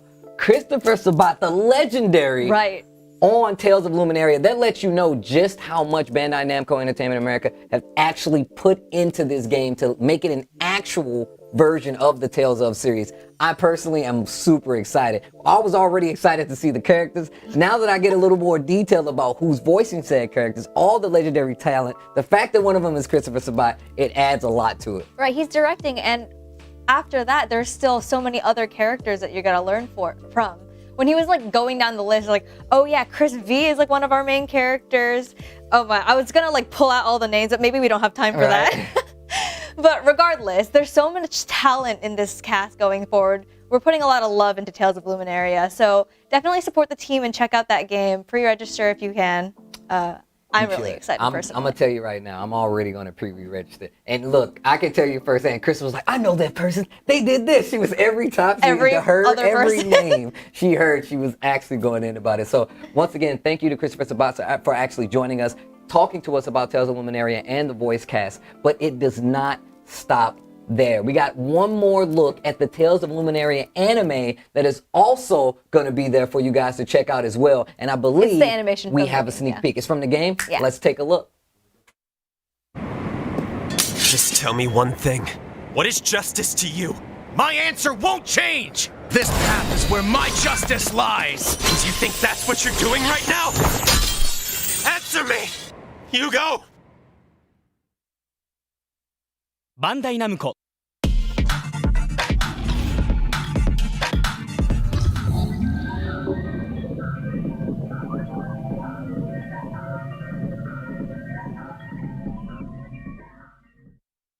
Tales of Luminaria, the Fateful Crossroad is, like I said, up for pre-download. I can't remember what I think that's actually an anime. That's the anime. I was surprised. That's the anime, excuse me. But that looks ridiculous. That's what I was talking about when we were watching it. The animation looks crazy good. When is that even coming out? Is that available now? They're just saying coming soon. So we're gonna sit on the edge of the seat and cross your fingers, I guess. I had no idea, and now I'm just like Now I want to know more. Can I please know more? Well, look, man, there's a lot to take away here. But what you can do, you guys can head on over to Twitter as well as Facebook if you guys would like to find out more about Tales of Luminaria. Do it now if you want. If you want to get the details, and if you've seen that animation, you've seen that game. If you've just seen Tales Arise, you need to be doing it anyway because this is part of that series. Now, with that being said, that video, first off, we got Christopher Sabat being involved with a bunch of legendary voice actors. I'm thinking we're just going to get one and they sprinkle it in. We have legendary voice actors At least 21 of them. Right? At least 21 of them. And then on top of that, we have an anime to coincide with this new Tales of game to give you guys every piece of the information that you need to stay up to date on the Tales of lore. More and more Tales of content, bringing out that world, being able to play it again and again, and learning more every time is always exciting. Well, I mean, it's a deep world to go into, especially when it comes to the Tales of world. Bandai Namco Entertainment knows how to keep you guys hooked. Celebrating its 25th year, too. 25 years. 25 years in the world. That's absolutely ridiculous. And they do a good job of making sure you guys stay interested as well. Definitely. And living up to the hype of 25 years of history in the world to date. Now, I just want to say before we get out of here, thank you for joining us today. It's been a pleasure. Thank you for giving me all the details about these wonderful Bandai Namco Entertainment products, as well as just schooling me on some of the things I did. I really do appreciate that. Make sure you follow Krista to get all the information you need as being one of the helpful people here at Bandai Namco Entertainment. We gotta shout out Tasty Steve, too. He's the one hosting this dang thing. I'm trying. I'm just putting my fandom on display here for you guys at home, especially all the fine people watching New York Comic Con. But thank you once again. I appreciate that. Well, guys, I hope somebody out there won some of these giveaways because we gave away a lot of cool collector's editions, a lot of cool items to collect in general. It is Comic-Con, that's what you expect. And keep a lookout for Tales of Luminaria. Like I said before, you can pre-download it, you can pre-register, so you can be in the know. And make sure you get all that information on Facebook as well as Twitter. Well, look, guys, I know you got a lot of Comic-Con to finish going through, and I don't want to keep you away from it because I do as well. I just want to say thanks to all of our wonderful partners who helped put this together, as well as Bandai Namco Entertainment for helping us do this on site because we know it's not easy to do, but it happened anyway. And the last person I want to thank is you guys at home. You guys hung out with me all day to talk about nerdy stuff and collecting stuff as well. Krista came here, we're talking to you guys. What a good time I've had. I hope you guys have had a good time too. Make sure you guys follow Bandai Namco Entertainment. And until next time, happy collecting.